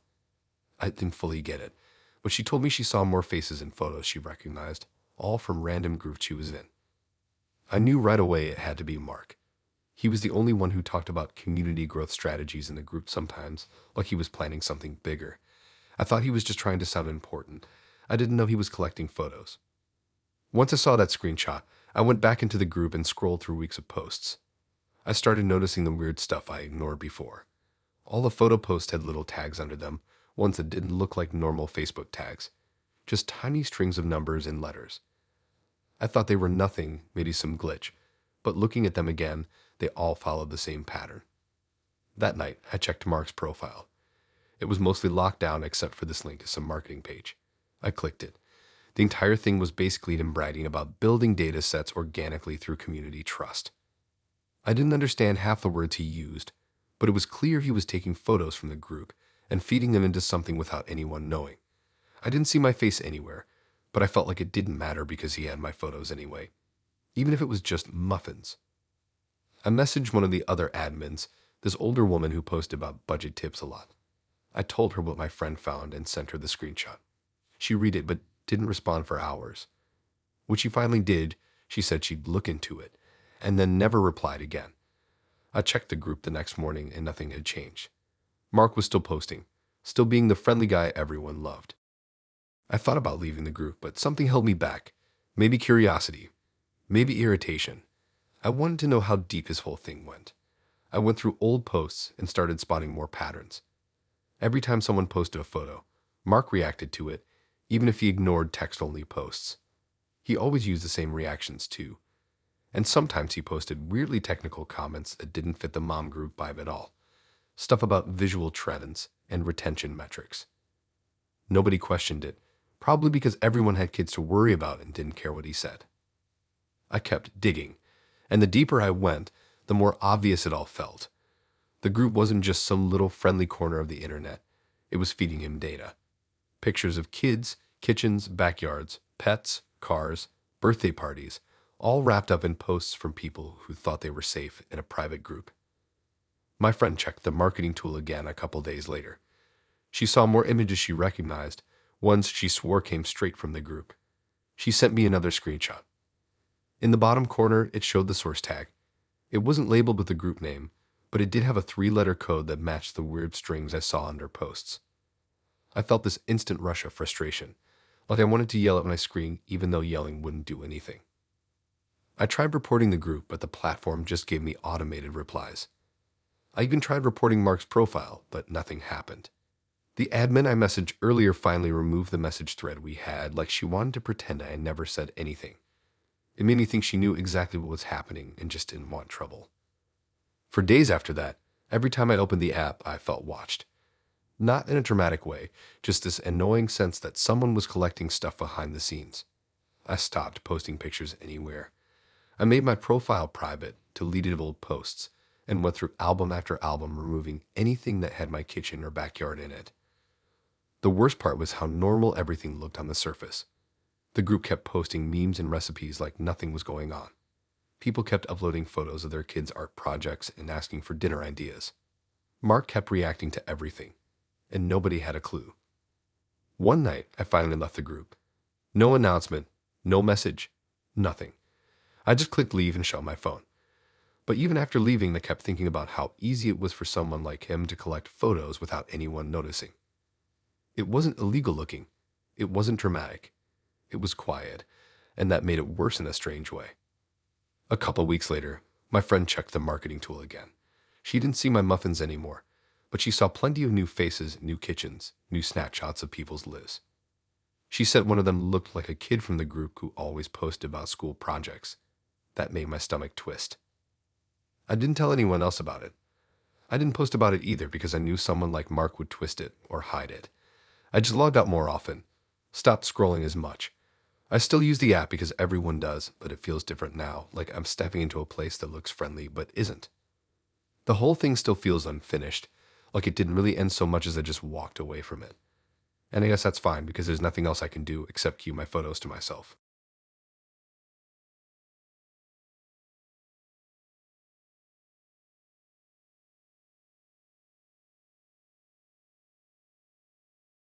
I didn't think writing a quick review would end up dragging half my friends into drama they never asked for. It started on a boring afternoon when I was filling time after school, sitting in my room with the window open and my fan making this low humming sound. I bought this used lawn trimmer from a small local repair shop for $30, and the thing barely lasted 2 days before it started sputtering like it was choking on air. I wasn't even mad, just annoyed, so I did what most people do and left a review on their page. Nothing harsh, nothing wild. Just said the trimmer didn't work well and the shop might want to check their used items better before selling them. I added a picture of the trimmer sitting on our driveway because I figured it helped show I actually owned it. I posted it, tossed my phone on the bed, and turned on some random video. I didn't think about it again until later that night when a couple of people liked the review. It was super normal. No drama. No long comment threads. I kind of forgot I even posted it. The next morning, though, I opened my phone and saw messages from 2 friends asking why some store owner was texting them about me. I didn't even understand what that meant. I thought they were messing with me until they sent screenshots. The guy who owned the repair shop had somehow found their profiles and sent these weird long messages saying I was hurting a hardworking small business, and that I had a habit of posting unfair comments online. That made no sense. I honestly barely post anything at all. My friends knew that. They were confused too, because the messages mentioned details that were clearly pulled from my profile. Stuff like my school, where I sometimes hang out, and the hobbies I list. Nothing dangerous, but way too personal for someone I never met. I went straight to the shop's Facebook page, and the owner had replied to my review with this long, defensive paragraph.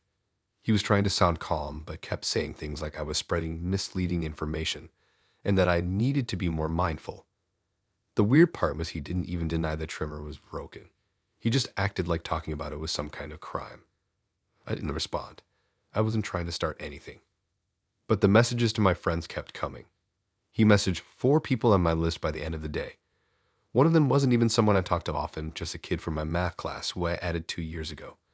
The shop owner told him that I make trouble for honest workers online and tried to guilt trip him into convincing me to remove the review. It was so strange and over the top that I didn't know whether to laugh or be freaked out. When my mom heard about it, she told me to block him and leave it alone, but it didn't feel right. I wasn't rude to him. I didn't lie. The trimmer was terrible. I wasn't trying to ruin his business. I just wrote what happened. But the man acted like I launched some personal attack on him and decided to get payback by dragging all my friends into it. I went back to the review section to see if anyone else had similar stories, and it was like falling into a hidden layer of the internet I hadn't noticed before. There were old comments from other people saying he reacted badly to criticism. Stuff like customers deleting their own reviews because he kept messaging them afterward. None of it was recent, but it still made everything feel way more intentional than I wanted to believe. That night, I checked my own profile and saw notification after notification of new profile visits. Not from people I knew, just strangers with blank profiles or pictures of cards or dogs. I had no idea if it was connected, but the timing made my stomach tighten a little. I set everything to private, even the old photos of random stuff like backyard grilling or my ugly bike I used to ride everywhere. Then things escalated. A classmate who runs a small community page messaged me saying the shop owner had sent him a massive paragraph about me too. Apparently he claimed I was known for attacking local businesses and asked him to post something calling for honest reviews only. My classmate didn't post anything, but he showed me the message, and it was way more intense than the ones my friends got. At this point, it wasn't even about the trimmer. It felt like he was trying to rewrite who I was online. Like he wanted my whole friend list to think I was some kind of chronic complainer, even though I almost never review anything. I considered taking down the review, but doing that felt like admitting I made something up. And I didn't. I wanted to just ignore him, but ignoring someone doesn't matter when they're messaging people behind your back. The next part is what really got under my skin. One of my friends, the one who tutors kids on weekends, told me the shop owner messaged her saying she should be careful who she associates with because I bring unnecessary negativity. That crossed a line. That made it personal.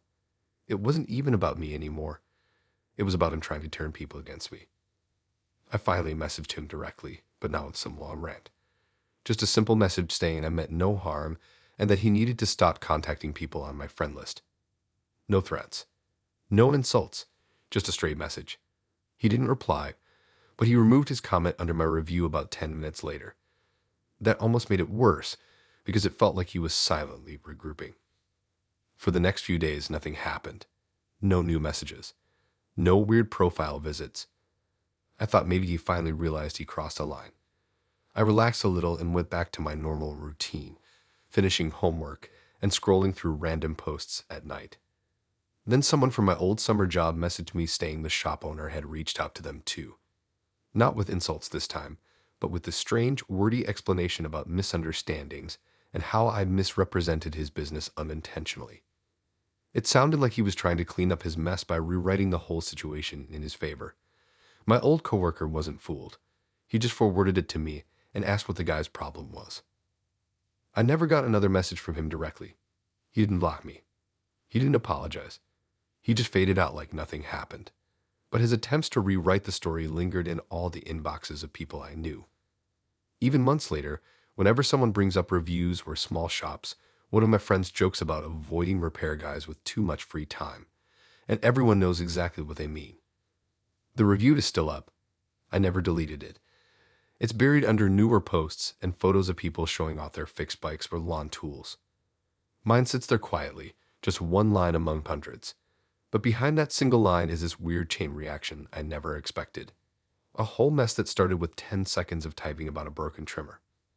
Life moved on, obviously. Nobody's still talking about it except to joke around. But sometimes when I open the app, I think about how easily someone can take a simple comment and turn it into a personal mission.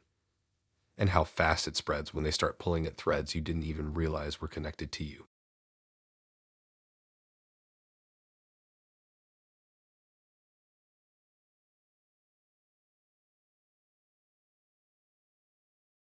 I didn't even think my late night rant was a big deal when I posted it.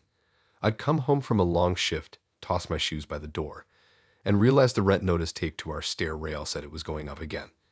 Not by a huge amount, but enough that it made my chest tighten. I sat in my bed scrolling through my feed, annoyed and tired, and wrote this quick post about how living in our building was starting to feel like squeezing into a pair of shoes that used to fit but now pinch everywhere. I didn't say anything dramatic. I didn't name anyone. I didn't even mention the building.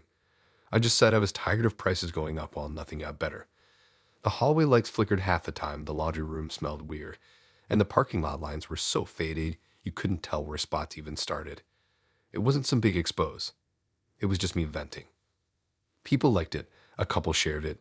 The usual supportive comments rolled in. I liked the attention for half a second. Then I shut my phone and fell asleep. I didn't imagine I had handed someone the rope to pull me into a situation I didn't want. The next morning, I was sitting in the kitchen eating cereal when I checked my messages. There was one from an account I didn't recognize at first.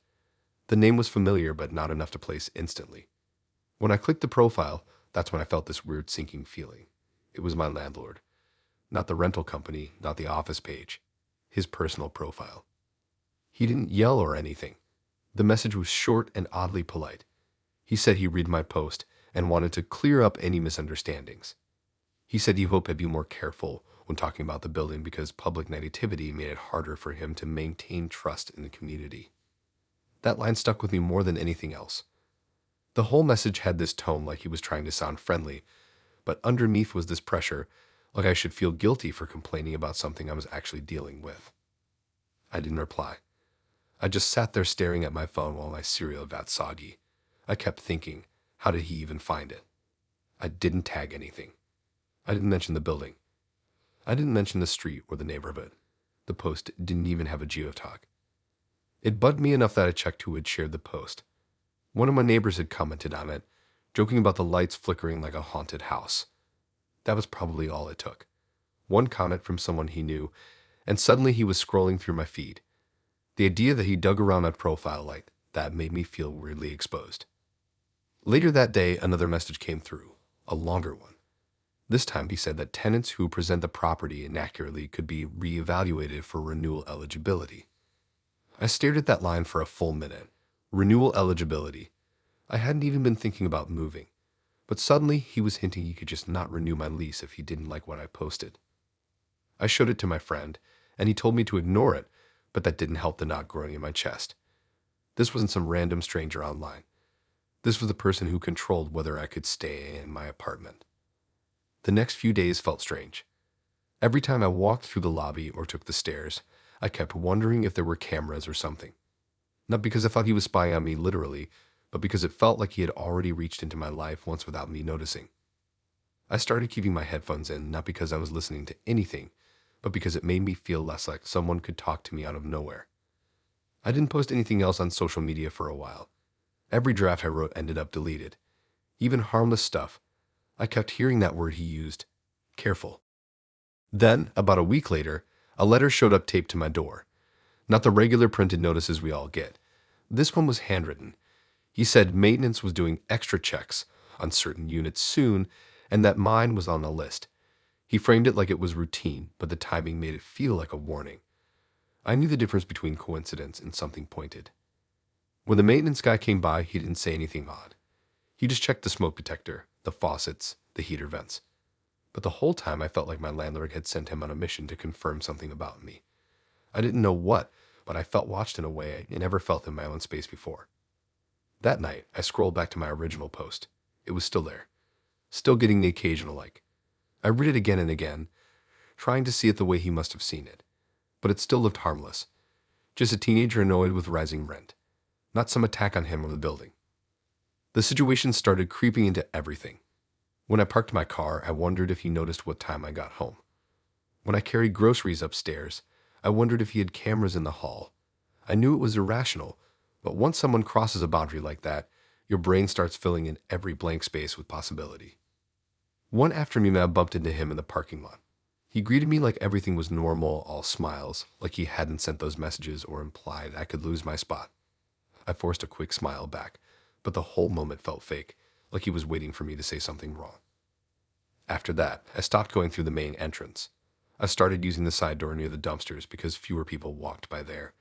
It was stupid and inconvenient, but it made me feel less exposed. A month passed. The messages stopped. The letter was forgotten by everyone but me.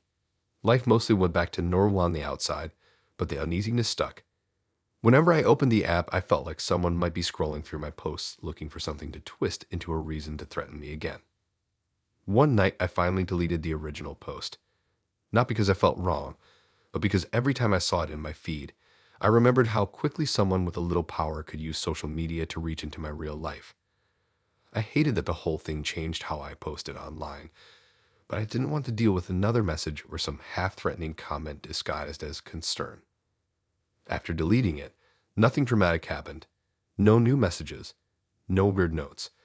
The next month, my lease renewal showed up like normal, printed, and boring. But the relief I felt wasn't the happy kind. It was more like the feeling you get after holding your breath too long. Everything looks normal again, I guess. People still post memes, the hallway lights still flicker, and rent still goes up. But now whenever someone online rants about their landlord, I scroll past instead of joining in. Not because I disagree with them, but because I've already learned how fast a private annoyance can turn into someone knocking on your actual door.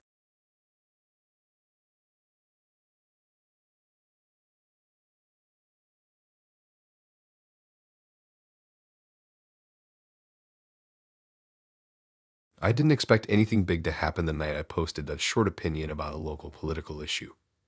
It wasn't some dramatic rant or a long speech. It was just me sitting at my desk with an energy drink, scrolling through my feed, and typing out a quick thought about how our town leaders seemed way more focused on looking good online than actually fixing the stuff people complained about. I didn't tag anyone. I didn't call anyone out. I barely even named the topic. I posted it and went back to whatever video I was watching. It wasn't even supposed to get attention. It was one of those things you throw out there because you're tired and frustrated and feel like saying something into the void. The next morning, I woke up to my phone buzzing nonstop. At first, I thought it was just the group chat messing around again. But when I unlocked my phone, I saw like 20 notifications from people I barely talked to. Comments, reactions, and a couple of long responses from older folks in the community group I'm in. They weren't all mean, but they were definitely tense. I guess anything political online turns into a mess quicker than you expect. I didn't reply to any of them, mostly because it all felt like more energy than I wanted to give. I had school that day, and while I was getting ready, I shoved my phone in my pocket and tried to ignore the buzzing. But right before I left, I checked my notifications again and saw something that made my stomach twist a little.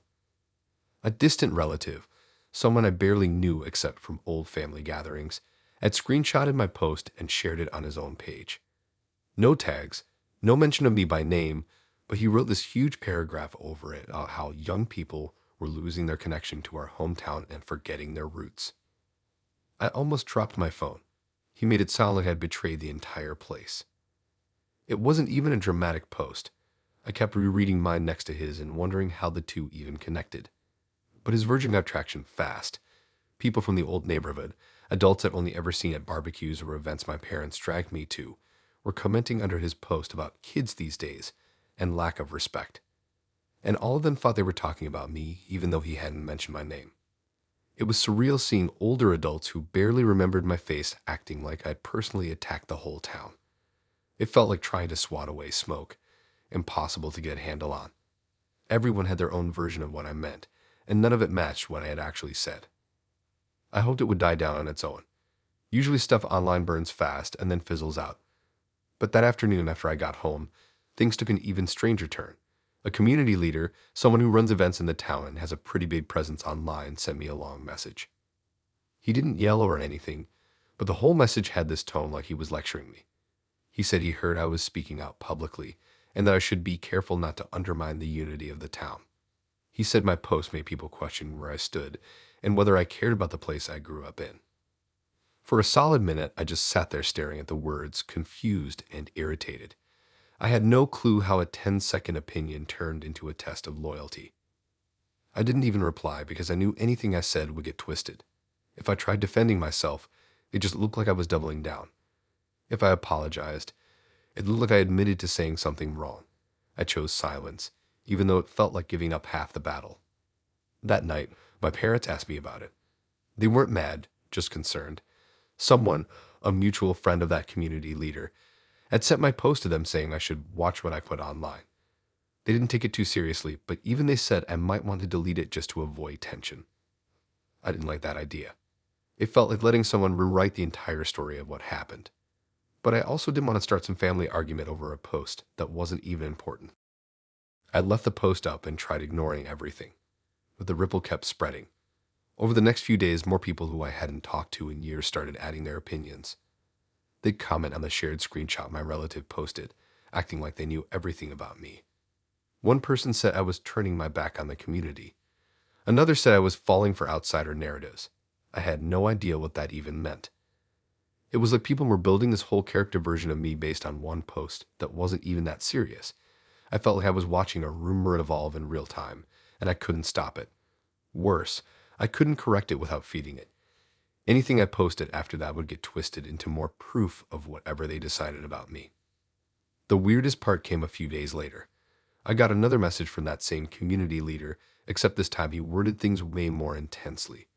He told me he wanted to speak privately about my views. He said people were concerned. That word, concerned, made my skin tighten a bit. It wasn't threatening, not directly, but it felt like it was meant to push me into explaining myself. I didn't reply. I wasn't about to have a one-on-one talk with someone who already decided what I meant before even asking me.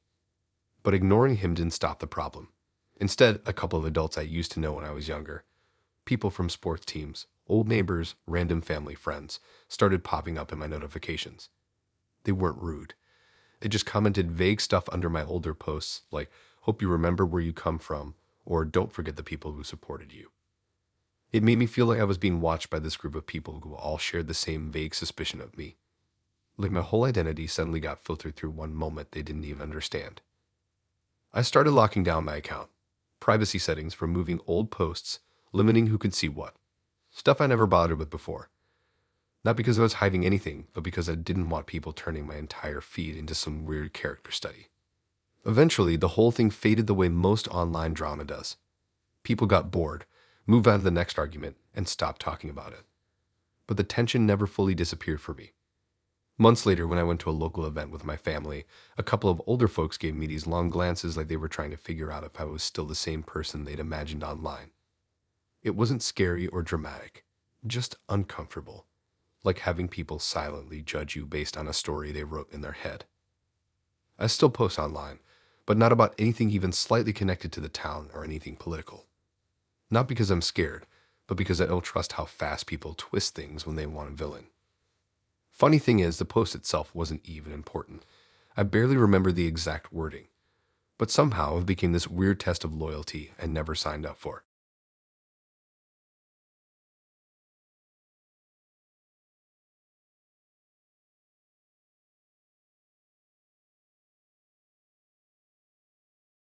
I didn't think much about creating that little meetup event. It wasn't some big gathering or anything fancy.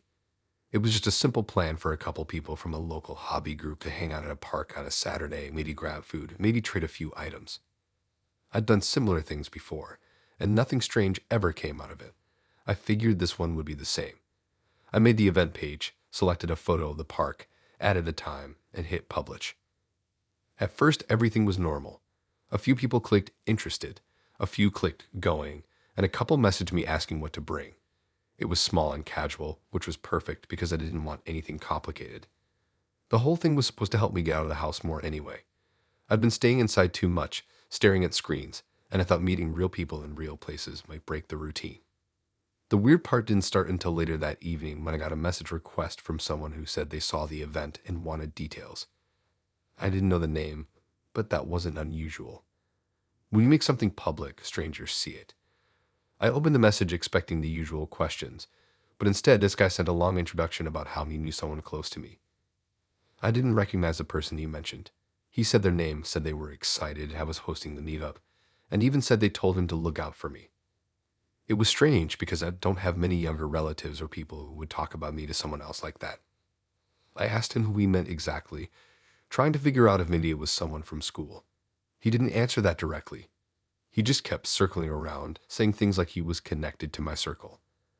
The whole thing felt off, like he wanted me to feel comfortable with him without giving anything solid to work with. I ignored the message. It didn't seem dangerous, just annoying. I figured he was trying too hard to get invited and didn't know how to talk to people. I went to sleep not thinking much of it. The next morning, I woke up to a message from my younger sibling asking me who this random guy was that messaged him. That jolted me awake instantly. My sibling isn't active online much, so for him to get a message at all was weird. He sent a screenshot. It was the same guy. He had messaged him saying he was friends with me, that I told him to send an invite personally, and that he wanted to help him get involved with the group event. I felt a cold rush of confusion and irritation. I definitely didn't tell anyone to message him. My sibling barely uses Facebook. There was no reason for the stranger to reach out to him, especially pretending he was connected to me. I reread the screenshot over and over, trying to figure out why the guy thought this was normal. I went back to my inbox and opened our thread. He'd sent another message at like 2 a.m., saying he added a couple people from my profile so everyone could stay in touch.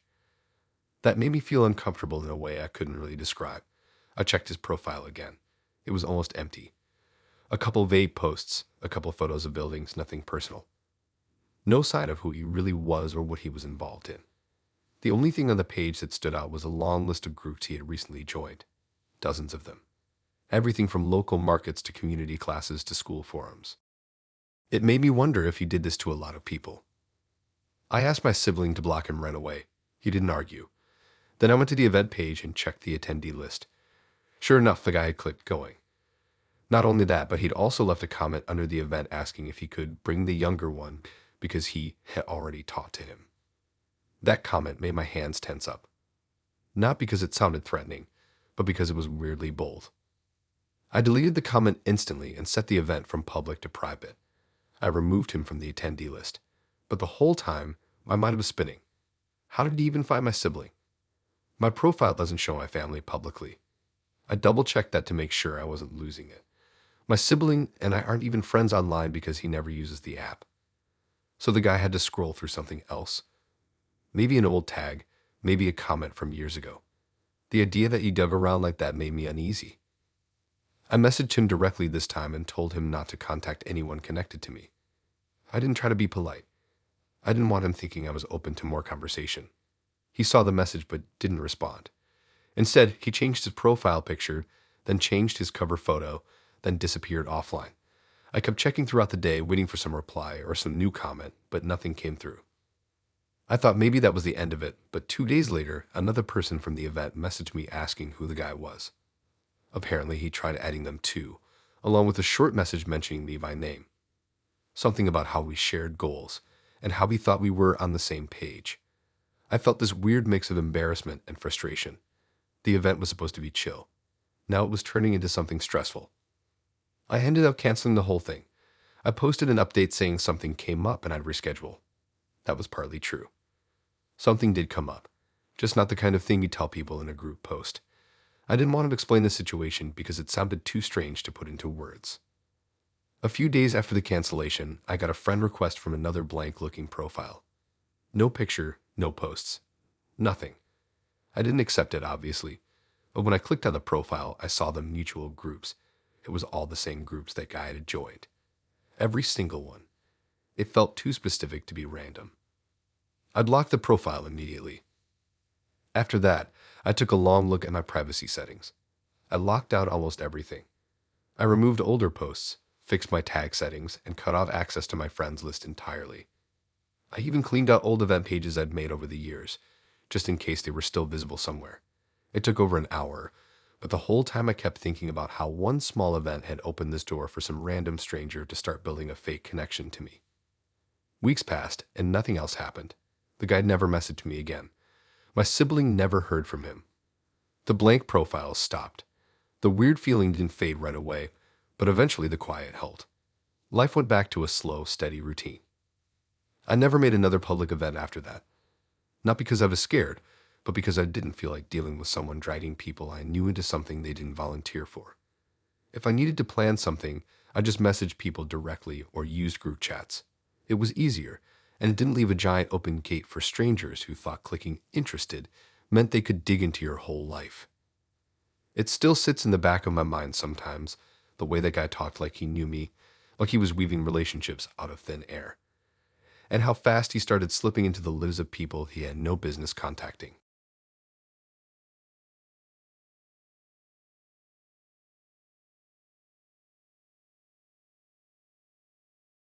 Selling that old appliance was supposed to be easy money.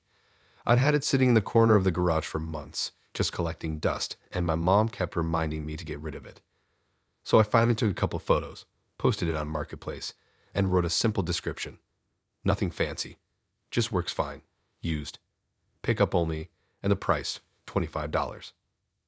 I didn't think about it again until I got a message from some guy who said he could come by that afternoon. He sounded normal enough. His profile looked real. Family pictures, posts from years back, a job listed, that kind of thing. I wasn't expecting anything weird. Selling stuff online had always been boring and straightforward for me. People show up, pay, grab the thing, leave. End of story. He came by exactly when he said he would. Drove a clean SUV, acted friendly, and even joked about how he'd been looking for this exact model for weeks.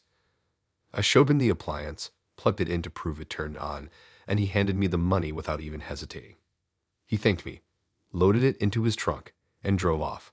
I actually felt relieved to finally have it gone. I didn't hear from him for the rest of the day. No issues, no follow-up questions. So when a message popped up the next morning, I figured maybe he wanted advice on how to clean it. Instead, he wrote this long paragraph about how the appliance didn't meet expectations. He said it made a weird sound after running for a while. I told him politely that I never had that issue and that I sold it as it is. I expected him to drop it after that. Instead, he sent me a short message that gave me a weird vibe. He said he didn't like feeling missiled. Not angry, just cold. I didn't reply. I didn't know what to say, and I wasn't going to refund something I sold cheap just because he changed his mind. I thought that was the end of it. But a couple days later, my friend sent me a screenshot that made me freeze. The buyer had posted a long warning in one of the local groups. He didn't mention my name directly, but he attached a cropped picture of me from my own profile, one of those old photos from when we went hiking last year. He wrote about not trusting sellers who look confident but don't mention hidden flaws. That line made my skin prickle. The way he cropped the photo was what unsettled me. It wasn't the whole picture. It was just my face and part of the background blurred. The kind of cropping you do on purpose to hide where you got it from. People in the comments were asking who the seller was so they could avoid me. He didn't answer them directly, but he kept hinting that the seller lived near the high school, had a casual profile, and didn't seem concerned with honesty. Each hint pulled the circle tighter around me, like he wanted people to figure it out without him saying my name aloud. I felt this rush of frustration and embarrassment. It was ridiculous. All of it over a cheap used appliance that worked perfectly fine when he bought it. But he wasn't just complaining. He was shaping a version of me that made me look shady. I commented on the post asking him to take it down and keep things honest. He replied instantly, like he'd been waiting. He said he had every right to warn others. I told him the appliance worked when he bought it and that he could message me again instead of posting photos of me. He ignored half of what I said and doubled down, talking about principles and respect for buyers. The worst part was watching strangers react. People who didn't know me at all were chiming in and saying things like, "This is why I don't trust marketplace sellers anymore," or "sellers should be held accountable." They weren't talking about me specifically, but they were reacting to a version of me that wasn't real. I felt like I was being pulled into some story he was writing, one where I was the dishonest seller and he was the victim trying to protect the town from shady deals. Then another message came through, this time from someone I didn't know but who'd apparently seen the post. They asked if I'd ever had issues with honesty when selling things. That message hit hard, not because it was aggressive, but because it meant people were actually starting to wonder. I went back to the buyer's profile to see if he posted anything else. His page was filled with long reviews, over-the-top complaints, and dramatic warnings about random companies and sellers. He wasn't just picky. He seemed obsessed with calling people out. He framed everything like he was some kind of consumer guardian. It made me wonder if he targeted sellers on purpose. Not in a scary way, just in a control freak, reputation police sort of way. I reported his post for using my photo without permission, but nothing happened. I messaged him again asking him to remove the picture. He sent back a short reply saying it was fair use for community protection. That phrase stuck with me for days. My friends told me to ignore him, but I couldn't help checking the comments on the post now and then. Every time I opened it, the picture of me was still there, cropped awkwardly like a label. A few days later, another post showed up in a different group. This time he didn't use my picture, but he described the appliance, mentioned the price, and said the seller from earlier shows typical signs of hiding flaws. It was like he was building a portfolio of complaints around this one tiny sale. I started worrying that he might message more people from my friend list the same way he posted about me. I checked my privacy settings twice. I hid everything. I removed old photos. I even cleaned out the entire marketplace history on my account. Eventually, after almost a week, someone else commented under his post calling him out. They said they bought something from me before and never had a problem. Others started pointing out that he made posts like this all the time. They said he was exaggerating. The tone of the thread shifted slightly. Not a full swing in my favor, but enough that the post stopped gaining traction. 2 days later, he quietly deleted the picture of me. Not the post, just the picture. He didn't message me or acknowledge it. He just removed the photo and left everything else, like he wanted to keep the narrative alive, but soften the evidence before someone else reported him. After that, he stopped posting about me completely. The event fizzled out. People moved on. The picture disappeared, and the arguments in the comments slowly sank to the bottom of the feed. But even months later, whenever I open Marketplace or think about selling something again, I pause. I think about how a simple sale turned into a stranger scanning through my profile, grabbing a picture of me, and twisting it into a warning. Not a threat. Not something dramatic. Just something that made me feel like anyone with a grudge and too much free time could treat a normal sale like a public case study. It didn't ruin my life or anything. It just stuck in my mind in a way that made the internet feel smaller and less safe than before.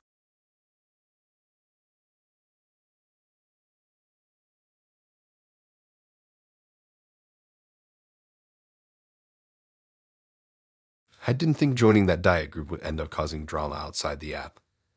I only joined it because I was bored during a quiet week at work, and the group had tons of recipes and cheap meal ideas. It wasn't one of those intense fitness pages where everyone posts mirror shots and acts like they're experts. This one felt casual, like a bunch of people just sharing what they packed for lunch. I barely even posted in it. I mostly just scrolled during breaks, saved a couple of slow cooker ideas, and liked posts from people who somehow made healthy meals look like something you'd actually want to eat on a weekday. So the last thing I expected was someone dragging me into some weird workplace issue just because my name was on the member list. The whole thing kicked off on a Tuesday morning. I remember that because it was one of those mornings where everything went right for once. My bus wasn't late. The coffee machine at the office finally got fixed, and my supervisor wasn't hovering by my desk like he usually did. Everything felt calm. Then my workplace wellness coordinator emailed me asking if we could touch base about a concerning message. That line made me pause. I thought maybe she meant something about my attendance or some form I forgot to fill, because she normally handled that stuff. But when I walked into her office, she looked way more serious than usual, like she was prepping herself for a long talk. She told me someone contacted her through her work email saying I'd been giving out risky meal advice in a diet group online. I didn't even know how to react to that. I wasn't getting anybody any advice. I barely wrote anything.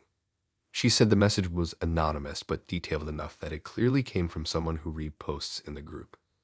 The weirdest part, the message claimed I had been encouraging unsafe shortcuts. I honestly laughed for a second because the most intense thing I'd ever posted was a photo of a wrap I made with leftover chicken. There was nothing in my history that could be twisted into something dramatic. She didn't laugh though. She just looked tired, like she had a pile of things she needed to deal with already and this was now on top of it. She asked me if there was anything I wanted to tell her, which made me feel like a kid getting questioned at school. I told her the truth, that I wasn't posting anything besides a couple meal pictures. I even showed her my phone, scrolled through the group to prove I wasn't writing long instructions or anything. She seemed relieved but also confused, like she didn't understand why someone would take the time to email her about it. After the meeting, I went straight back to the diet group and looked through the recent posts, trying to figure out who did it. There were hundreds of people posting every day, so I had no chance of spotting anything obviously aimed at me. Everything looked normal. I scrolled back through my entire profile activity just to see if maybe I forgot something I'd written months ago. But there was nothing. Just food pictures, comments like "looks good," or me saving someone else's recipe. I decided not to overthink it. I figured maybe it was some bored person who just liked stirring trouble. Not worth stressing over. But then that night, I got a message request from an account I didn't recognize. The profile was mostly blank, just a plain photo of a road and a name I'd never seen before. The message said they hoped I learned something today. That was it. Nothing else. I blocked the account immediately. I didn't reply. I didn't want to give them the satisfaction of knowing they got under my skin. But I couldn't stop thinking about how they knew I got talked to at work. It bothered me that they clearly watched for a reaction or some sign that their message went through. The next morning at work, the wellness coordinator walked past my desk and said everything was cleared. She said she filed the anonymous email as irrelevant, so I didn't need to worry. I nodded, but the tension still stuck with me. I went back to the group again that night, scrolling slowly and watching the comments more closely. That's when I noticed something strange. Some posts had comments from a certain user who typed in this weird preachy tone, acting way more intense than the group needed. They'd always write long paragraphs warning people about calorie counts or saying certain meals were misleading. The account had been in the group for months, but I'd never noticed them before. Their posts didn't have many likes. People mostly skipped over them, but the language they used sounded a lot like the tone of the email my coordinator read to me. I clicked their profile. Almost nothing there. Barely any pictures. Barely any posts. Just a handful of group comments and a link to a wellness blog that wouldn't even load. It was probably abandoned years ago. I started wondering if that was the person who messaged my coordinator. It made sense. Someone obsessed with correcting strangers online. Someone who thought they were responsible for the group's health standards. Someone who thought posting a wrap photo was dangerous. I stayed in the group for another week, keeping an eye on them. They didn't say anything directly to me, but they hovered in the threads like they were policing people. Eventually, the whole thing started stressing me out more than it should have. The group wasn't fun anymore. Every time I posted or reacted to something, I felt like they were watching, waiting to twist something into a lecture or a complaint. So one night, I just left the group entirely. No announcement, no explanation. I didn't want to give whoever messaged my coordinator the chance to reach into my work life again. It wasn't worth it. A week later, another coworker told me the wellness coordinator got a second email from the same sender, but this time complaining about someone else in the office spreading poor habits. She didn't name the person, but it was obvious this wasn't about me anymore. Whoever this was, they'd moved on to a new target. That actually made me feel weirdly relieved. Not because someone else was dealing with their nonsense, but because I knew it wasn't personal. They weren't obsessed with me specifically. They just saw themselves as some kind of health referee, picking random people to scold. After hearing that, I blocked the group itself, the profile I suspected, and all similar accounts. I stopped joining random online groups altogether, at least ones with public membership lists. Nothing else happened after that. No more messages. No more emails to work. Just silence. But every time I scroll through any kind of group now, I check twice before reacting to anything. I'm not worried or scared, just aware. Or that some people think the internet gives them permission to insert themselves into your life in ways you'd never expect. And all of that started because I posted a chicken wrap.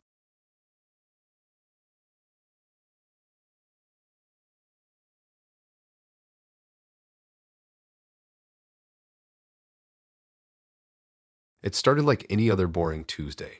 I was sitting in my room scrolling through Facebook while half watching some show I wasn't really into. Nothing exciting was happening, and I wasn't expecting anything to happen. I got a message from someone I hadn't talked to in years, an old classmate. We used to be friends in middle school, barely acquaintances in high school, and I hadn't thought about them in forever. The message was casual, just small talk, asking how I was doing and what I'd been up to. I replied the same way, nothing weird, nothing personal, just the standard stuff about work, family, and a few movies I liked. The conversation went on for a bit. Not every hour, not every day, just scattered messages over a couple weeks. We joked about old teachers, remembered cringeworthy school events, and shared a few memes. It felt harmless and nostalgic even. Nothing serious, just catching up like people do when they bump into someone familiar after a long time. Then one afternoon I noticed something strange. I got a message from a mutual friend I hadn't spoken to in years. They asked out of nowhere if I had ever told my old classmates something about them. I had no idea what they meant. I didn't even bring this friend up in any messages. I asked what they were talking about. They said they had seen the conversation and that it had been forwarded to a group chat they were part of. I felt my stomach drop. Forwarded? How? We were private messaging one-on-one. I went back through my messages with the old classmate, just skimming, trying to figure out what they could have seen. There was nothing. Absolutely nothing about anyone else, not even anything mildly personal. Just jokes, memes, small talk. I messaged them, asking if they had forwarded anything. They seemed shocked, said of course they hadn't. They claimed they didn't even know that was possible or why anyone would do that. Their explanation made me pause, but didn't make me feel any better. Someone somewhere had screenshotted our private chat and shared it without our permission. The first time I realized how bad it was, I saw a post in a small local group. It wasn't public, just a group for people from our old high school. Someone posted snippets from our conversation. Nothing threatening, nothing dangerous, but the way it was framed made it seem like I was gossiping about mutual friends. People were commenting, laughing, joking, pointing out little jokes I had made as if I was making fun of them. None of it was true, none of it reflected my actual intent. But seeing strangers, or worse, people I used to know, interpret private jokes in ways I never meant made my chest tighten. I tried explaining it to some of the people commenting. I told them the conversation was private. They were misreading things. I hadn't shared anything about them. But it didn't matter. People had already seen it. Screenshots are permanent, and once something spreads, it spreads faster than you can stop it. It got worse. Someone in that group tagged my old classmate, which tagged me, which made the thread bigger. More people started commenting, people I didn't know at all, some asking, is this really true? And others just joking about it. I felt trapped, like I couldn't even scroll past the notifications without seeing some new interpretation of a conversation I thought was harmless. Then one day I got a direct message from someone I didn't recognize. They said casually that they found it funny and asked if I wanted to clarify things publicly. I didn't reply. I wasn't going to explain myself to someone I didn't know who had no connection to the situation. I felt like every option I had was already twisted into something awkward or embarrassing. My old classmate and I started talking about what to do. We considered reporting the posts, asking the admins to remove them, trying to get the screenshots taken down. But the post had already been shared across several other small groups. The more we tried to remove it, the more it seemed like someone was keeping it alive, like a game. I even reached out to a couple of people who were in the groups, asking nicely if they could remove the posts. Some ignored me, some apologized, some just said, "It's out there now," and left it at that. I felt powerless.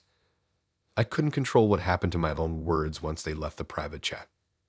It started affecting me more than I expected. I didn't want to open Facebook for a while. Every notification made my chest tighten. I stopped replying to old friends' messages because I was afraid they might screenshot something, misinterpret something again, and forward it to someone else. I didn't want to be cautious forever, but it felt like the safest way to handle it. Then a few weeks later, I discovered the worst part. Someone in the same local group started making subtle posts referencing our conversation indirectly. They weren't tagging anyone, not naming names, but the context was so specific that anyone who had read the screenshots would know exactly who was being talked about. It was like living in a replay of something I didn't even do wrong, like my private thoughts were being put on display to see how others would react. I had to block dozens of accounts just to survive online. Every time I thought I could check messages or join a group again, I hesitated, worried that the conversation would pop up again, or someone would reference it, or someone else would have forwarded it further. Eventually, I stopped posting online altogether for months. I just used Facebook to scroll, but I never liked or commented on anything. The last time I logged in and looked, there were still scattered comments and reposts of those screenshots. Nothing aggressive, nothing dangerous, but enough to make me feel like my private words were never private anymore. It wasn't a lesson or some moral about social media. It was just realizing that one simple, private conversation could turn into a small, ongoing public event I had no control over. A conversation that didn't matter at all in my life suddenly became something that other people dissected, joked about, and used as entertainment. It made me careful about words and people in ways I hadn't expected. And even months later, I can't completely shake the idea that anything I type online, even privately, can end up somewhere else. It's just a quiet, nagging weight that follows every notification I get.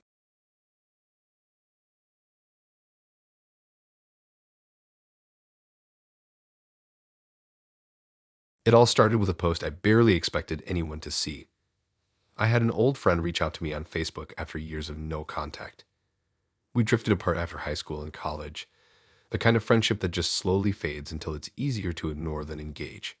But she had posted something on her wall, a vague status about feeling guilty over old mistakes, and I impulsively commented. It was just a few sentences, honest, not mean-spirited, nothing that would usually draw attention. I wrote something acknowledging the past and saying I hoped things were better between us now. I hit post and moved on with my evening. At first, nothing happened. I didn't expect anything. That's what made it feel safe. My Facebook feed kept scrolling. The notifications stayed quiet, and I forgot about it almost immediately. But the next morning, I got a message from a mutual friend I hadn't talked to in months. They asked me if I had sent a certain weird apology to our friend. I laughed at first, thinking they were joking, but they sent me a screenshot. It wasn't weird. It wasn't offensive. It was exactly what I'd written. But apparently, someone had seen it, misread it, and started forwarding it around. The screenshot had my comment, the original post, and a few words cropped out to make it seem like I was confessing to something huge, something I wasn't. I didn't understand at first. How does a normal, polite comment turn into something scandalous? But the moment I realized people were sharing it privately, tagging others, I felt that immediate pit in my stomach. It wasn't just a few people. Friends of friends, people I barely knew, even classmates I hadn't talked to since high school. All of them had seen the screenshot by the time I checked. I tried to calm down, telling myself it wasn't serious, that it was just people overreacting to something minor. But then my phone started buzzing nonstop. Messages from friends, acquaintances, and even strangers asking if I was okay, if the apology was serious, if it meant what it looked like. I spent an hour just explaining over and over that no, I hadn't done anything terrible. That it was just a vague post about feelings, and yes, I realized how it could be misinterpreted. It didn't end there. Someone posted a screenshot on a local group for our city. They cropped it differently, so the words I wrote sounded harsher, more self-incriminating. People commented, speculating about what I meant and who I was apologizing to. The more comments piled up, the more it became this little narrative people were creating around me. They didn't know me, didn't know the context, but somehow I had become the subject of an online drama I didn't even start. I reached out to the friend whose post I had commented on. I asked her if she could delete the post or clarify that my comment was innocent. She didn't respond immediately. I felt my anxiety climb. Every minute I waited felt like more people were sharing and laughing at a misunderstanding. Finally, she replied, saying she had removed it from her wall, but the screenshot was already out there. She didn't know where it had gone or who had it now. I tried to report the post in the group, but nothing really changed. Facebook took down one version of the screenshot, but couldn't remove the copies others had made and reposted. It was like trying to plug leaks in a dam that kept cracking elsewhere. Each new version made it look slightly worse than the last. Some cropped it to make me look guilty. Some added comments that twisted my words even further. The strange part was watching the conversation evolve. People who didn't know me at all were adding their own interpretations, building a story where I had done something shady.